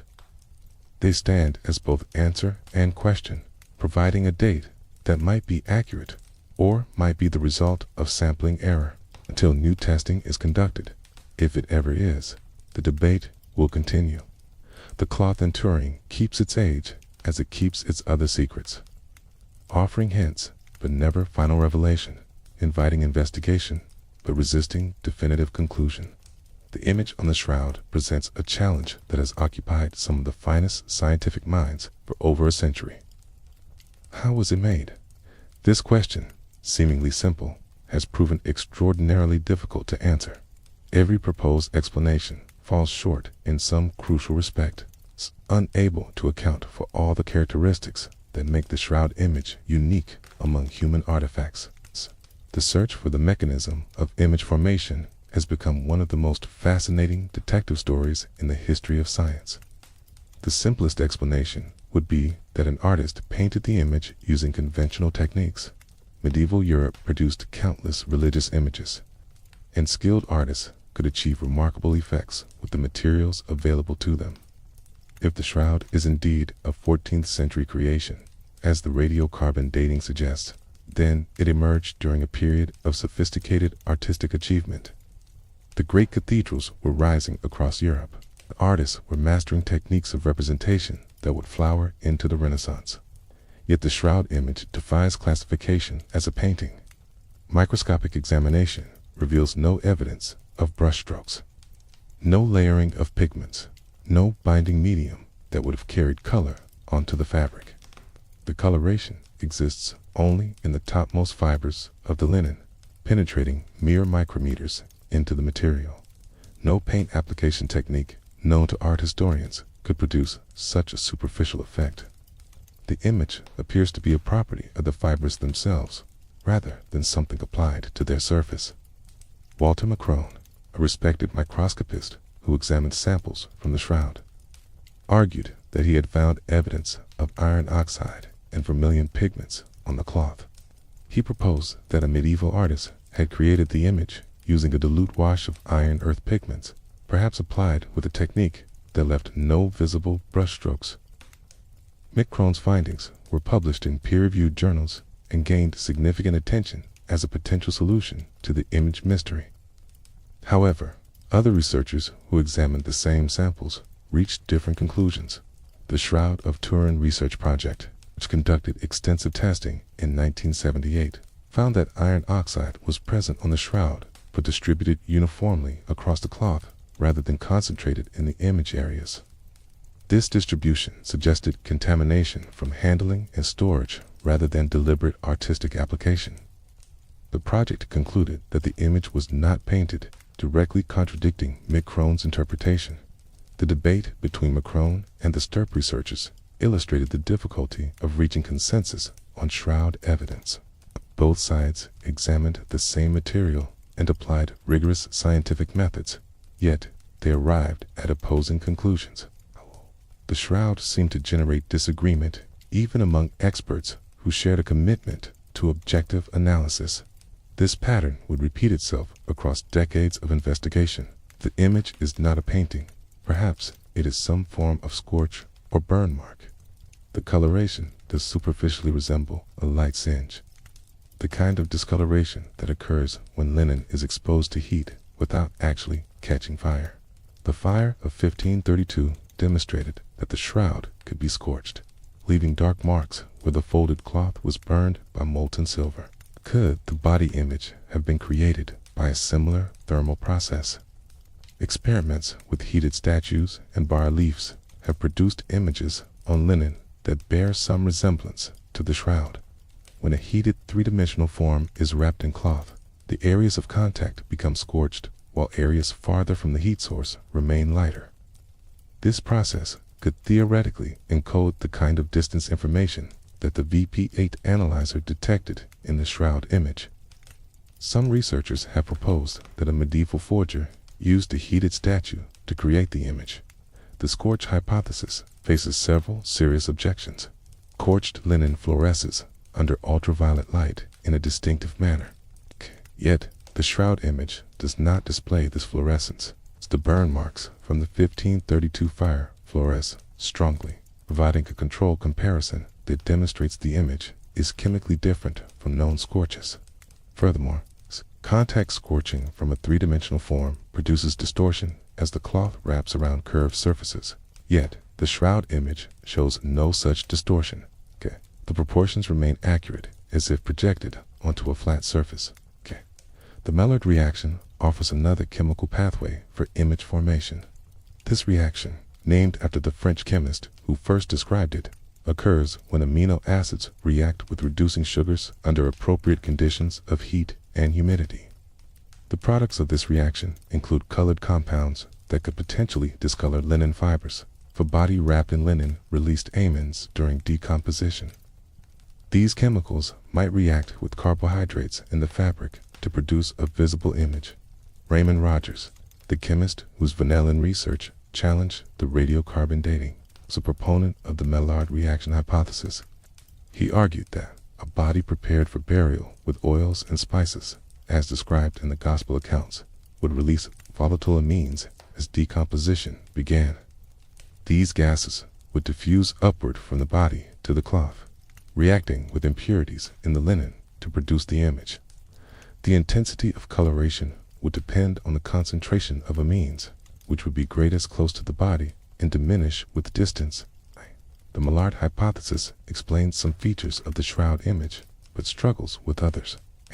It could account for the superficiality of the coloration, as gas phase reactions would affect only the outermost fibers. It might explain the absence of image beneath bloodstains if the blood protected the underlying fabric from the reactive gases. But the hypothesis cannot easily explain the resolution and detail of the image, which would require an improbably uniform diffusion of amines from every point on the body surface. More exotic theories have emerged from the intersection of shroud research and physics. Some researchers have proposed that the image was created by some form of radiation emitted from the body. This radiation hypothesis takes various forms depending on the type of radiation proposed and the mechanism by which it might have been produced. For believers, this radiation represents the energy released at the moment of resurrection. A burst of light or other emission that recorded the body's form on the cloth. One version of the radiation hypothesis involves corona discharge, the electrical phenomenon that occurs when voltage gradients ionize air molecules. Under certain conditions, corona discharge can produce branching patterns of light and leave marks on nearby surfaces. Some researchers have suggested that an intense electrical field surrounding the body could have created the shroud image through selective discharge onto the linen fibers. Experiments with high voltage equipment have produced marks on fabric, though none that replicate all the shroud's characteristics. A more recent proposal involves neutron radiation. In 2014, researchers at the Politecnico di Torino suggested that an earthquake in Jerusalem around the time of Christ's death might have released a burst of neutrons from the Earth's crust. This neutron flux could theoretically have interacted with the nitrogen nuclei in the linen fibers, converting some nitrogen-14 atoms to carbon-14. Such a conversion would make the cloth appear younger in radiocarbon dating than it actually was, potentially explaining the medieval date. The neutron hypothesis is highly speculative and faces significant scientific skepticism. The mechanism by which an earthquake could produce neutron radiation has not been established. The energy required to create the proposed effect would be enormous. And while the hypothesis might explain the radiocarbon anomaly, it does not directly address the image formation question. The shroud seems to demand not one miracle, but several, each requiring its own extraordinary explanation. Artists and scientists have repeatedly attempted to recreate the shroud image using various techniques, hoping to demonstrate that medieval technology could have produced the mysterious result. These experiments have achieved partial successes, creating images that resemble the shroud in some respects while failing to match it in others. No recreation has yet duplicated all the characteristics of the original, including the superficiality, the negative encoding, the three-dimensional information, and the absence of directional lighting effects. In 2009, Italian scientist Luigi Garlaschelli announced that he had successfully reproduced the shroud using medieval techniques. Garlaschelli placed a linen cloth over a volunteer and rubbed it with an acidic pigment containing traces of iron oxide. After artificial aging, the image showed the negative effect in some three-dimensional properties. Media coverage proclaimed that the mystery had been solved, that the shroud had been proven a forgery through successful recreation. Closer examination revealed significant differences between Garlaschelli's reproduction and the original shroud.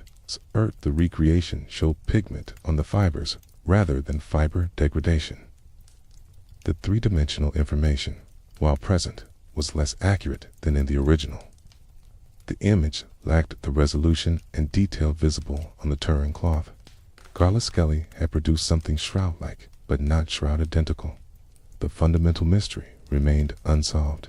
Other recreation attempts have used techniques ranging from photography to bas-relief rubbing to direct body contact. Each method produces some shroud-like features while failing to replicate others. The cumulative effect of these failures is to deepen rather than resolve the mystery. If the shroud is a forgery, the forger used a technique that modern science, with all its advantages, cannot rediscover. If it is authentic, it was created by a process that lies outside known physics. The image formation question intersects with the dating controversy in complex ways. If the image could only have been created by some unknown medieval technique, then the medieval radiocarbon date becomes less troubling. The cloth would be a remarkable artifact, far ahead of its time in certain respects, but still a human creation. If the image requires a mechanism unknown to science, then the radiocarbon date becomes just another anomaly requiring explanation, no more definitive than any other piece of evidence. Some researchers have proposed that the image might have formed naturally over time, without any intentional creation process. Her body were wrapped in linen and left undisturbed. Various chemical and biological processes might gradually produce discoloration in patterns related to the body's form.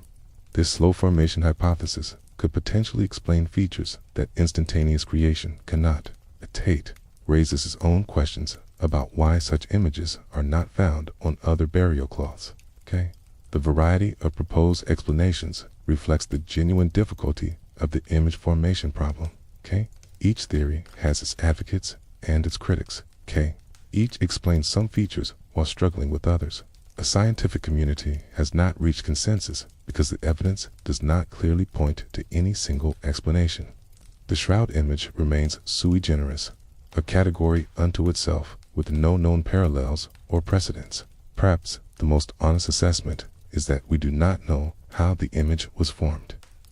This admission of ignorance is unsatisfying to those who seek definitive answers, but curate to the current state of knowledge.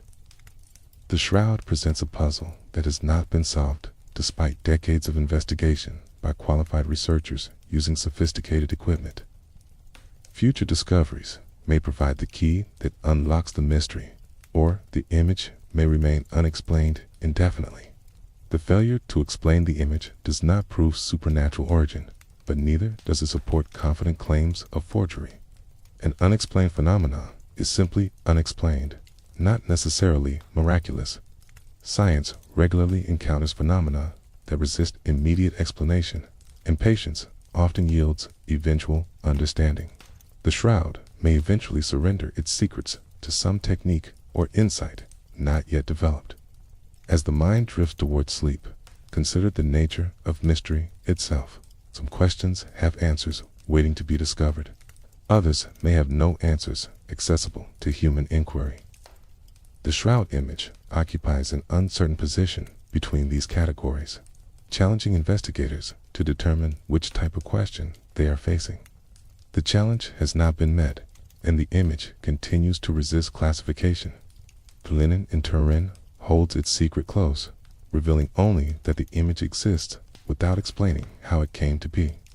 Every theory proposed has illuminated some aspect of the mystery while leaving others in shadow. The search continues, driven by the human need to understand what seems to defy understanding.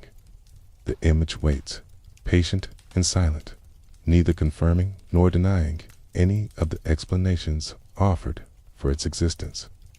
The linen of the shroud carries more than an image, and bloodstains upon its ancient fibers, embedded within the weave, invisible to the naked eye, but revealed through microscopic examination, lies botanical evidence that has drawn researchers into a fascinating investigation of pollen grains, plant impressions, and mineral dust.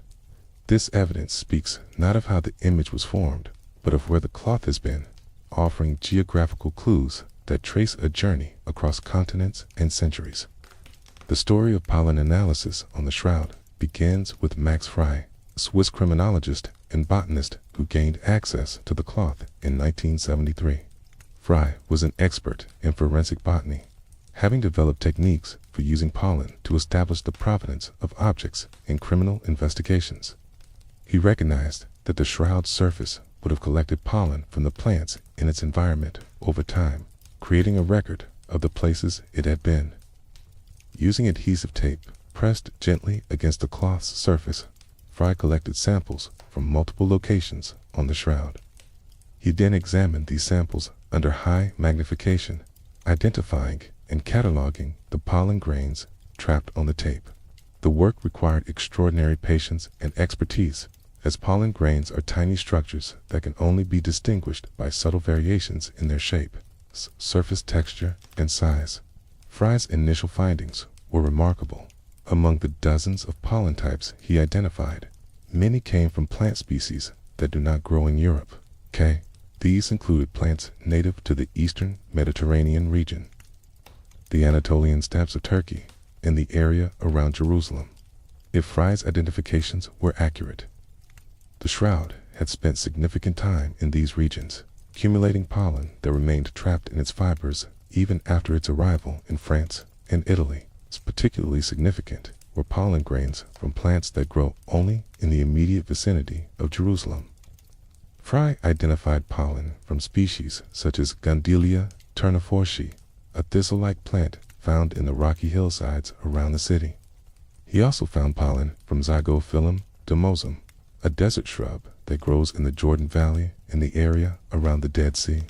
These plants have limited geographical ranges, and their presence on the shroud suggested that the cloth had once been in the Holy Land. The implications? for the shroud's history were profound. The cloth had originated in medieval France, as the radiocarbon dating suggested. It would be difficult to explain how pollen from Jerusalem came to be embedded in its fibers.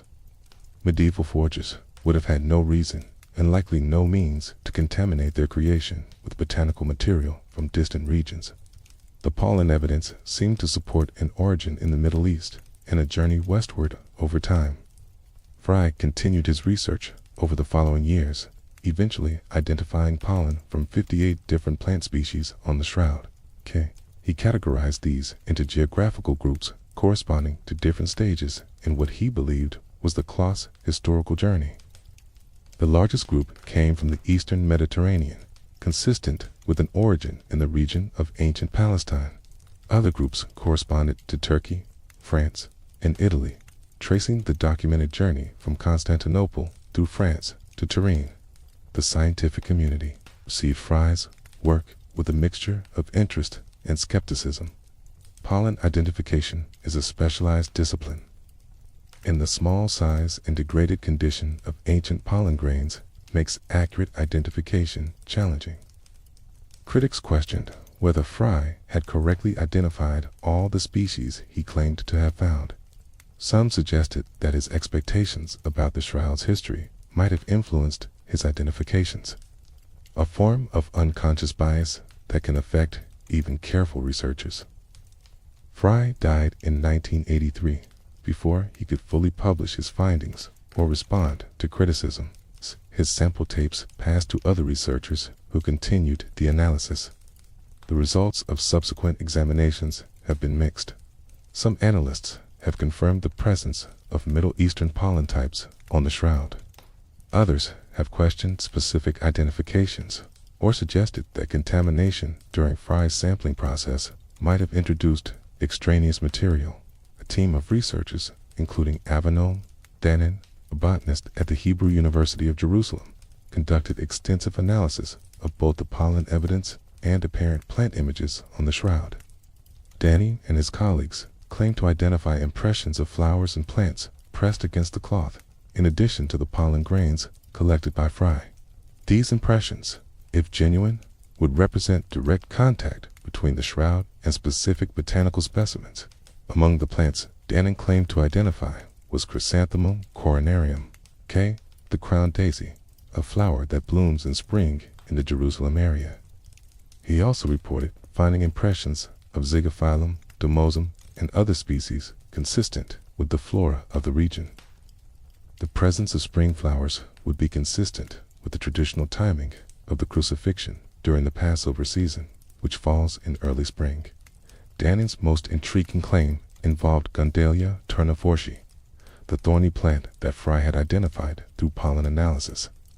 Danin reported finding not only pollen from this species, but also apparent impressions of its distinctive flower heads near the head of the figure on the shroud. If accurate, this finding would suggest that a crown of thorns made from Gundalia had been placed on the head of the man whose image appears on the cloth. This botanical evidence extended beyond pollen and plant impressions to include mineral analysis. Researchers examining particles on the shroud's surface found traces of limestone with a distinctive chemical composition. Comparison with limestone samples from various locations revealed a match with stone from tombs in the Jerusalem area. The particles appeared consistent with dust that might have been present in a rock-cut tomb of the type common in 1st century Judea. The analysis was conducted by Joseph Kolbeck, a scientist at the Hercules Aerospace Division, in collaboration with Riccardo Levasetti of the University of Chicago. They found that the limestone particles on the shroud were travertine aragonite, a relatively rare form of calcium carbonate. Similar limestone was found in samples taken from ancient tombs near Jerusalem. The match was not definitive, as travertine aragonite exists in other locations, but it added another piece to the geographical puzzle. Another relic offers potential corroboration for the shroud's Middle Eastern origin. In the Cathedral of Oviedo, Spain, rests a smaller cloth known as the Sudarium of Oviedo. This blood-stained cloth is traditionally identified as the face covering mentioned in the Gospel of John as having been found in the empty tomb along with the burial wrappings. The sudarium's documented history can be traced further back than the shrouds, reaching into the 7th century and possibly earlier. The sudarium of Avitho measures approximately 84 centimeters by 53 centimeters, considerably smaller than the shroud.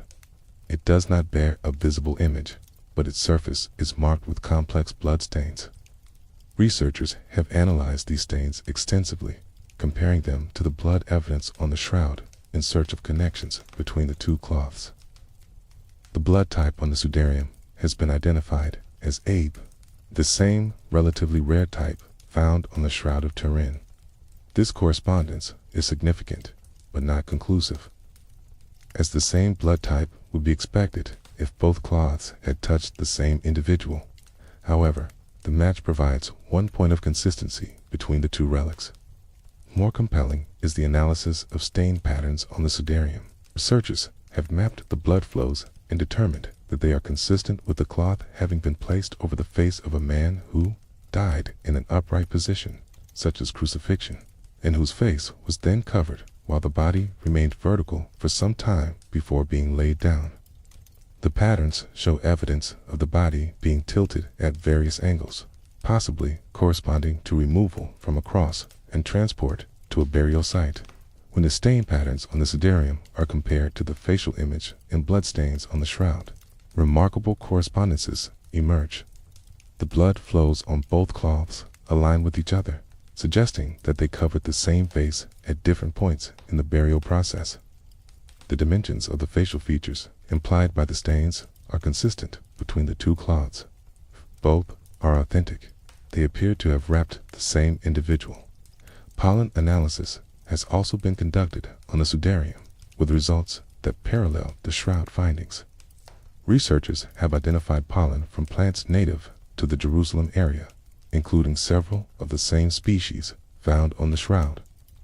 The geographical distribution of pollen types on the sudarium traces a journey from Palestine through North Africa to Spain. It's consistent with the cloth's traditional history. The convergence of evidence from the shroud and the sudarium creates a mutually reinforcing pattern. Both cloths bear Abe blood. Both show blood-stain patterns consistent with crucifixion. Both carry pollen from the Jerusalem region. Both show evidence of having touched the same face.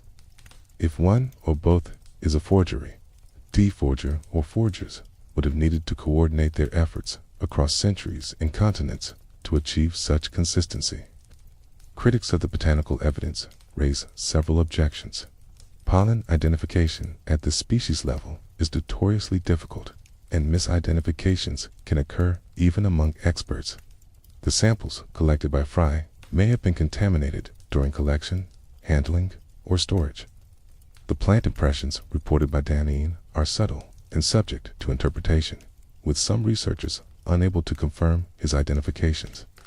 The limestone analysis, while intriguing, cannot definitively establish a Jerusalem origin. The sudarium connection also faces skepticism.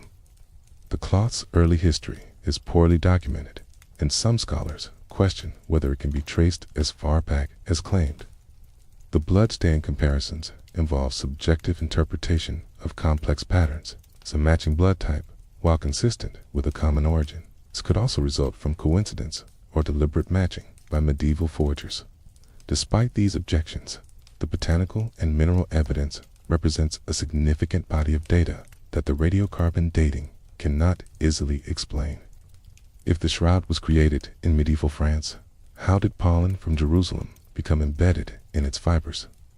How did limestone dust from Middle Eastern tombs come to rest on its surface? How did its bloodstains come to match those on a cloth documented in Spain centuries before the shroud's first recorded appearance? The geographical evidence suggests a history for the shroud that extends beyond its documented appearances in Europe. It hints at origins in the Middle East and a journey westward that left botanical and mineral traces along the way. This evidence does not prove authenticity, but it challenges the assumption that a medieval origin explains all the shroud's characteristics. The night deepens and thoughts drift toward the edge of sleep. Consider how the natural world leaves its marks upon the objects we carry through life. pollen grains too small to see, dust particles from distant lands all accumulate on the surfaces we touch and the cloths that touch us. The shroud has gathered these traces across its long existence, creating a record that patient investigation can partially decode. While the flowers of Jerusalem may have bloomed and faded 2,000 years ago or 700 years ago, the limestone dust may have drifted from ancient tombs or from quarries unknown. The pollen evidence speaks softly, its testimony subject to interpretation and debate, yet it adds another dimension to the mystery, another set of questions that the shroud poses to those who would understand its origins. The botanical evidence invites us to imagine the cloth in different settings, different climates, different eras. It suggests a journey across the ancient world, from the dry hills of Judea to the cathedrals of Europe. Whether this journey began at the tomb of Christ or in a medieval workshop remains uncertain, but the plants and stones that left their traces on the cloth offer clues that continue to fascinate searchers decades after they were first discovered. The face on the shroud gazes across the centuries with an expression that has haunted artists, theologians, and ordinary believers since the first photographs revealed its hidden clarity. That serene countenance, framed by long hair and a forked beard, bearing marks of suffering yet radiating dignity, has become one of the most recognized images in human history. But the relationship between the shroud face and the artistic tradition of depicting Christ raises questions that reach far beyond the cloth itself, into the very origins of Christian iconography. For the first several centuries of Christianity, images of Christ were rare and inconsistent. Early Christian art depicted Jesus as a beardless youth, a Roman shepherd, or an idealized philosopher. No standard portrait existed because no authentic likeness was known to have survived. The Gospels provide no physical description of Christ, and the early church placed little emphasis on visual representation. Believers knew their Savior through scripture and sacrament, not through painted images. Then, sometime around the 6th century, a dramatic change occurred. A new type of Christ portrait emerged in Byzantine art, one that would become the dominant image for the next 1,500 years and beyond. This Christ had long hair parted in the middle, a forked beard, large eyes, a long nose, and a solemn expression. The image appeared suddenly and spread rapidly throughout the Christian world, becoming the standard against which all subsequent depictions would be measured. Art historians have long puzzled over this sudden transformation. What source could have provided Byzantine artists with a template so compelling that it swept aside all previous variations?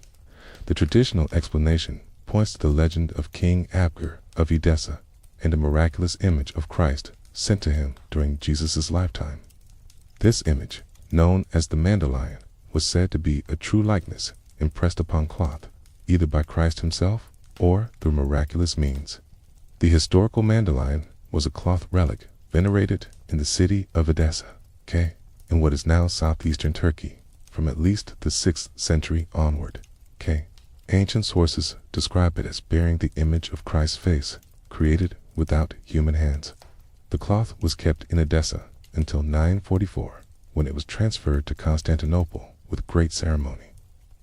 There it remained until the sack of the city in 1204, after which it disappeared from historical record.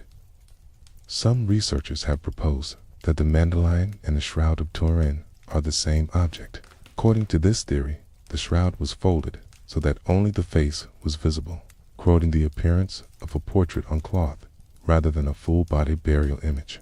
The Greeks called such miraculously created images aschiropoita, meaning not made by human hands.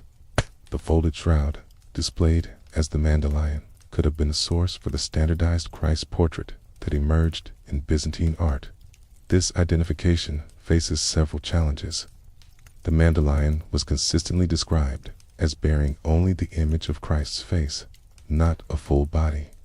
Ancient sources do not mention unfolding the cloth to reveal additional imagery. The transfer from Edessa to Constantinople involved detailed inventories and ceremonies, and none of the surviving accounts suggests that the mandolin contained hidden elements.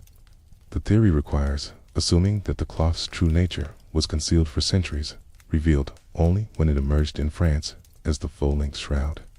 Yet, intriguing evidence supports a connection between the shroud face and Byzantine iconography.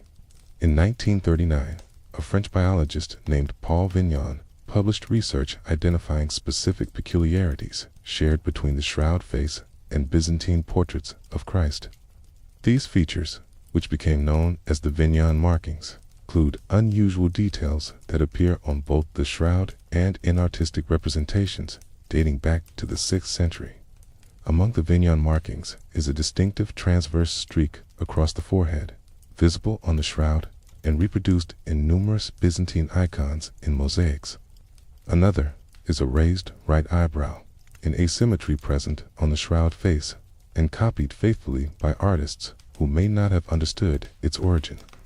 A topless square appears between the eyebrows in many Byzantine images, corresponding to a marking on the shroud in approximately the same location. Additional features include an enlarged left nostril, an accent line below the nose, and a distinctive gap in the beard below the lower lip. Vignon cataloged 15 such markings and examined hundreds of Byzantine Christ portraits to determine how many appeared in each image. He found that the oldest portraits typically contained the highest number of Vignon markings, while later images showed progressive degradation as artists copied from copies and lost sight of the original features.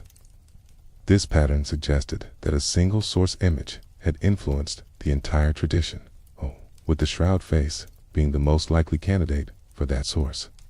The logic is compelling. If Byzantine artists were copying from a standard template, unusual features that made no artistic sense would nonetheless be reproduced because they appeared in the original.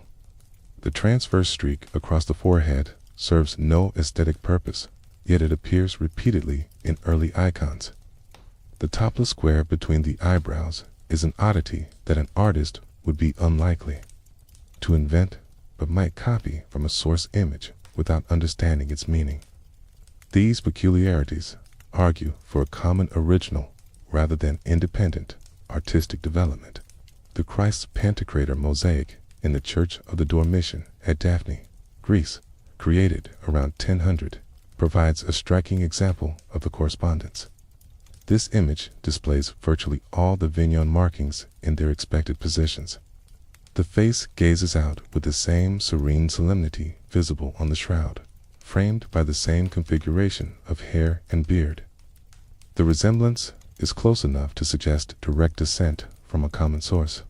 Even more remarkable is the Christ Pantocrator icon at St. Catherine's Monastery on Mount Sinai, one of the oldest surviving painted images of Christ. Dating to the 6th or 7th century, this icon shows a face strikingly similar to the shroud image. Computer analysis has revealed that the proportions of the Sinai icon match the shroud face with remarkable precision. The artist appears to have had access to a template very close to what appears on the Turin cloth. The implications extend beyond individual artworks to the entire tradition of Christian portraiture. If the shroud, or something very like it, served as the original model for Byzantine Christ portraits, then the image we recognize today as the face of Jesus derives ultimately from the cloth in Turin. Every crucifix, every icon, every Renaissance masterpiece depicting Christ would trace its visual lineage back to the mysterious figure on the linen. This possibility has profound theological implications for believers. The face that has inspired devotion for centuries, the face that believers imagine when they pray, would not be an artistic invention, but a true record of Christ's appearance. The shroud would become not merely a burial cloth, but the source of Christianity's visual tradition, the hidden wellspring from which the image of the Savior flowed into human consciousness. The artistic evidence also has implications for dating the shroud. If Byzantine artists were copying from the shroud face in the 6th century, then the cloth must have existed by that date.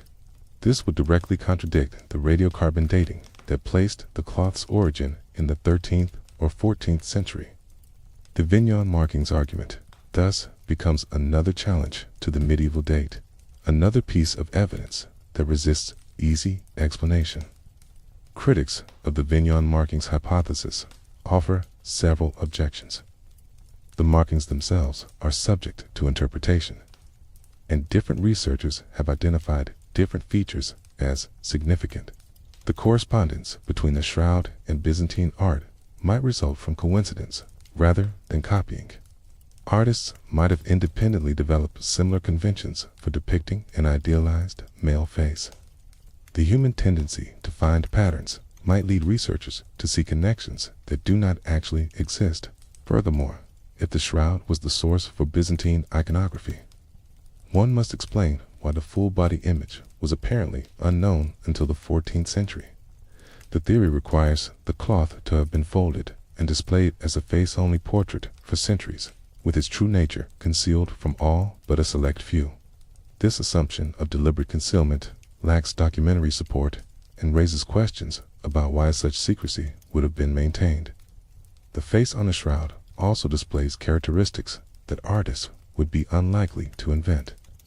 The features show evidence of swelling and trauma, consistent with severe beating. The eyes appear sunken, as they would in death. The expression combines suffering with peace in a way that transcends artistic convention. These details argue for an image derived from an actual face rather than from artistic imagination. Medical examiners who have studied the shroud face note that the features are anatomically consistent with those of a corpse. The relaxation of facial muscles in death produces a distinctive appearance that living models cannot replicate. The shroud is a medieval forgery. The artist captured this post-mortem appearance with remarkable accuracy, anticipating forensic knowledge that would not be developed for centuries. The face has also been subjected to computer analysis aimed at reconstructing the appearance of the living individual. These reconstructions, while speculative, produce a face of striking dignity and presence. The man of the shroud appears to have been between 30 and 45 years old, with Semitic features consistent with a first-century Jewish origin. His face is that of one who has known suffering but has not been broken by it. The power of the shroud face lies partly in its ambiguity. The faint image invites contemplation rather than demanding attention. Viewers must look carefully, adjusting their perception to discern the features hidden in the subtle gradations of light and shadow. This quality of revelation through attention gives the image a meditative character that purely artistic representations rarely achieve. For centuries, pilgrims have stood before the shroud and found themselves moved in ways they struggled to articulate. The face seems to look back at them, meeting their gaze across an impossible distance of time. Whether this experience reflects authentic contact with the sacred or merely the psychological power of a compelling image depends on the beliefs each viewer brings to the encounter. The relationship between the shroud and Christian art reminds us that images shape faith as much as faith shapes images. The Christ that billions of believers imagine when they pray is a Christ with long hair and a forked beard, a Christ whose features echo those visible on the Turin cloth. Whether this resemblance reflects historical accuracy or artistic convention perpetuated across centuries, the face of the shroud has become inseparable from the face of Christ in Western consciousness. As the hours of the night deepen and the mind drifts toward rest, consider the faces we carry in our memories and imaginations. Some faces we know from life, from direct encounter with living individuals. Others we know only from images, from photographs or paintings or fleeting impressions. The face on the shroud belongs to this second category, a face known only through representation, yet somehow more vivid than many faces encountered in person. The serene countenance on the ancient linen continues to gaze out across the centuries, inviting questions it does not answer. Is this the face of Christ, miraculously preserved for the faith of future generations? Or is it the creation of a medieval artist, so skilled that his work has shaped the imagination of the world? The face itself offers no reply, maintaining its eternal silence while the debate continues around it. The Vignon markings link the shroud to the oldest traditions of Christian art. The computer analyzes revealed proportions that match ancient icons. The forensic studies confirm features consistent with death. Each line of evidence adds another thread to the tapestry of mystery that surrounds the cloth in Turin. The face at the center of that tapestry remains inscrutable, beautiful in its suffering, peaceful in its pain, gazing toward something beyond the frame of the image and the boundaries of the knowable. The Shroud of Turin rests tonight in its climate-controlled case in the Cathedral of St. John the Baptist, as it has rested for over 4 centuries. The Baroque chapel that houses it stands quiet in the darkness, its elaborate architecture a testament to the devotion the cloth has inspired across generations.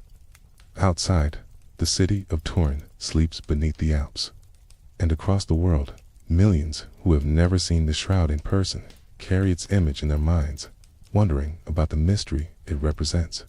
We have traveled far together through the hours of this night, examining the shroud from every angle that science and history can provide.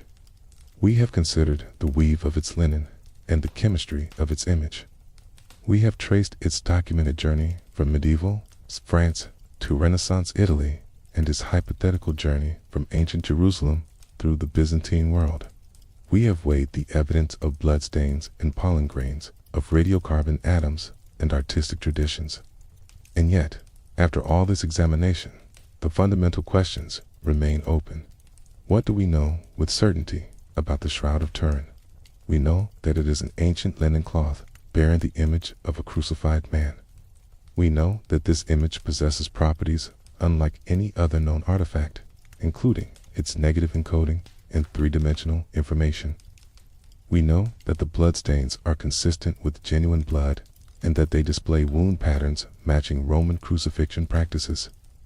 We know that the cloth has been venerated for at least 6.5 centuries and has inspired both profound faith and rigorous scientific investigation.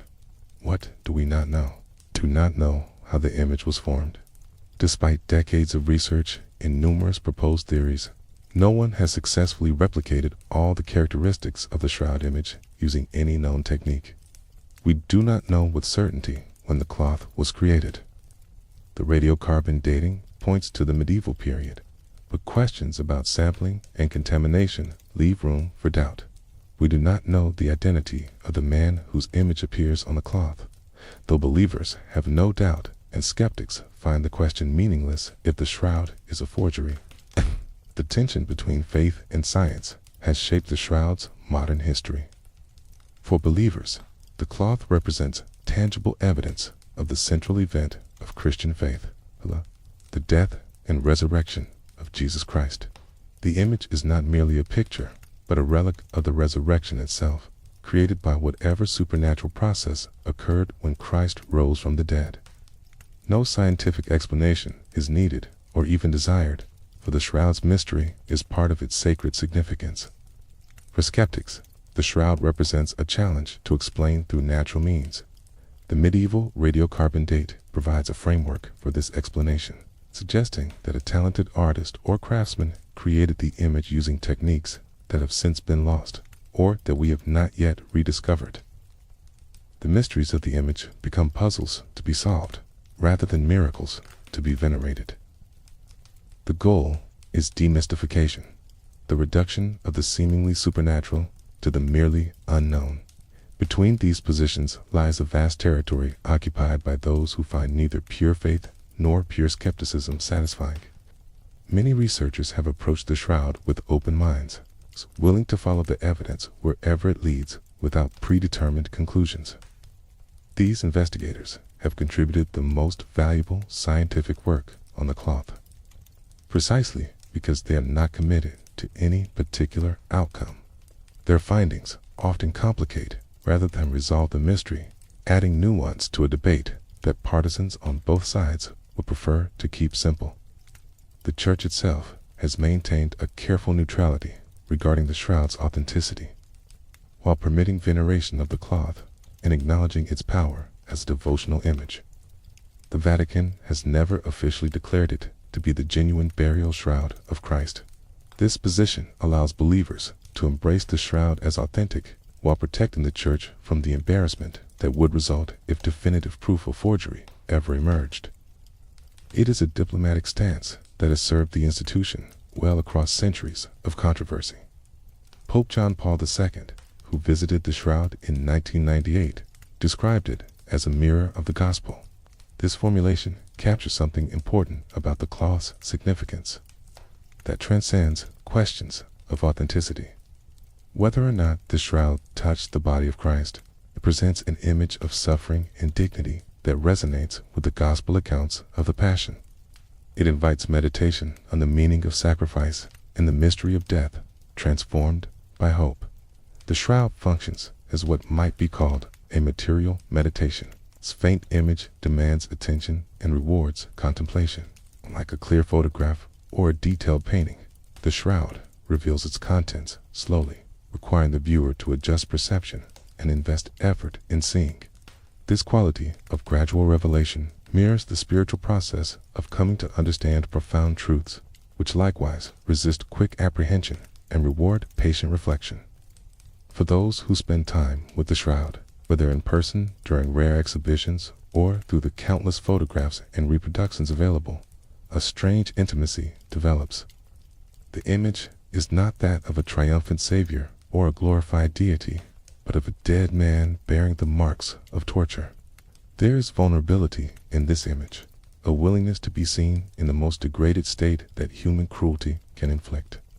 This vulnerability speaks to something deep in human experience, the knowledge that suffering is real and that dignity can persist even through destruction. The scientific investigation of the shroud has produced its own form of contemplation. Researchers who have devoted years to studying the cloth often describe a growing sense of mystery rather than increasing certainty. The more closely they examine the image, the more anomalies they discover. The more theories they propose, the more inadequate those theories prove to be. The shroud seems to resist final explanation, always offering one more puzzle to replace each one that is solved. This resistance to explanation may itself be significant. The shroud is a forgery. It is a forgery of unprecedented sophistication, anticipating scientific discoveries that would not occur for centuries. If it is authentic, it represents a phenomenon that lies outside the boundaries of normal physical processes. Either way, the cloth challenges our assumptions about what is possible and invites humility about the limits of human knowledge. The debate over the shroud is unlikely to be resolved in the near future. Those who accept the radiocarbon dating as definitive will continue to regard the cloth as a medieval artifact, however mysterious its creation.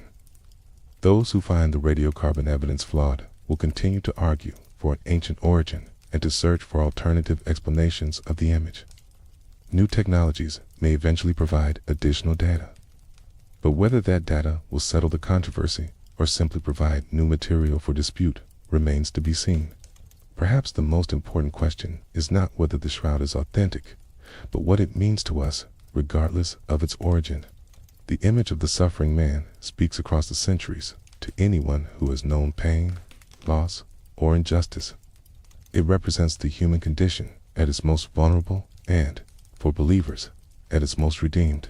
The shroud's power does not depend entirely on its authenticity, though authenticity would certainly amplify that power for those who accept it. The night has grown late, and the time for sleep approaches. The questions raised by the shroud will still be waiting when the morning comes. They have waited for generations of investigators. The cloth itself will continue to rest in its cathedral, indifferent to the debates that swirl around it.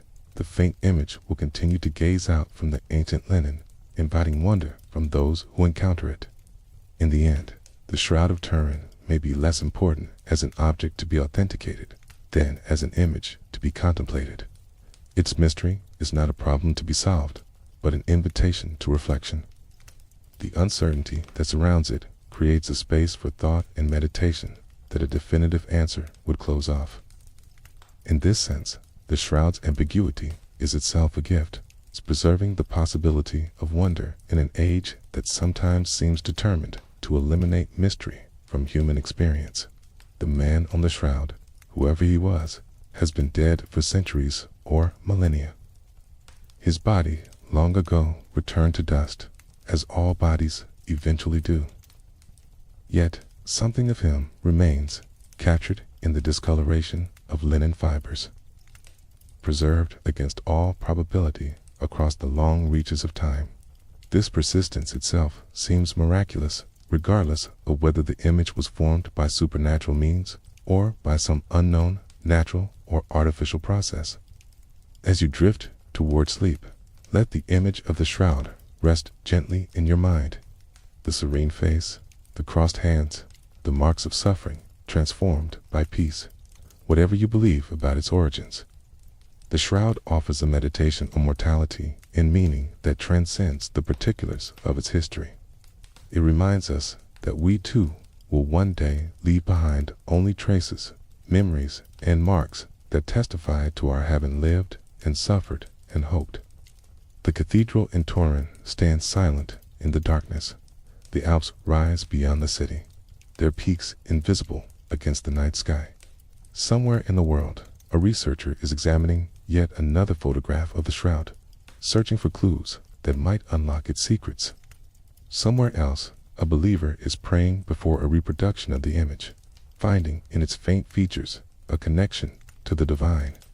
Shroud belongs to all of them, and to none of them, a mystery shared across boundaries of faith and doubt. The questions will remain. How was the image formed? When was the cloth created? Its face gazes back at us from across the centuries. These questions have animated investigation for generations, and they will continue to do so for generations to come. The shroud does not yield its secrets easily, if it yields them at all. Simply presents itself, silent and patient, waiting for eyes to see and minds to wonder. Let the mystery rest now, as you rest. The shroud has endured for centuries, and will endure beyond this night. Its secrets are safe in the keeping of time, revealed, perhaps, gradually, to those who seek with patience and humility. The faint image on the ancient cloth will still be there when you wake, still posing its questions, still inviting contemplation of the deepest mysteries of existence.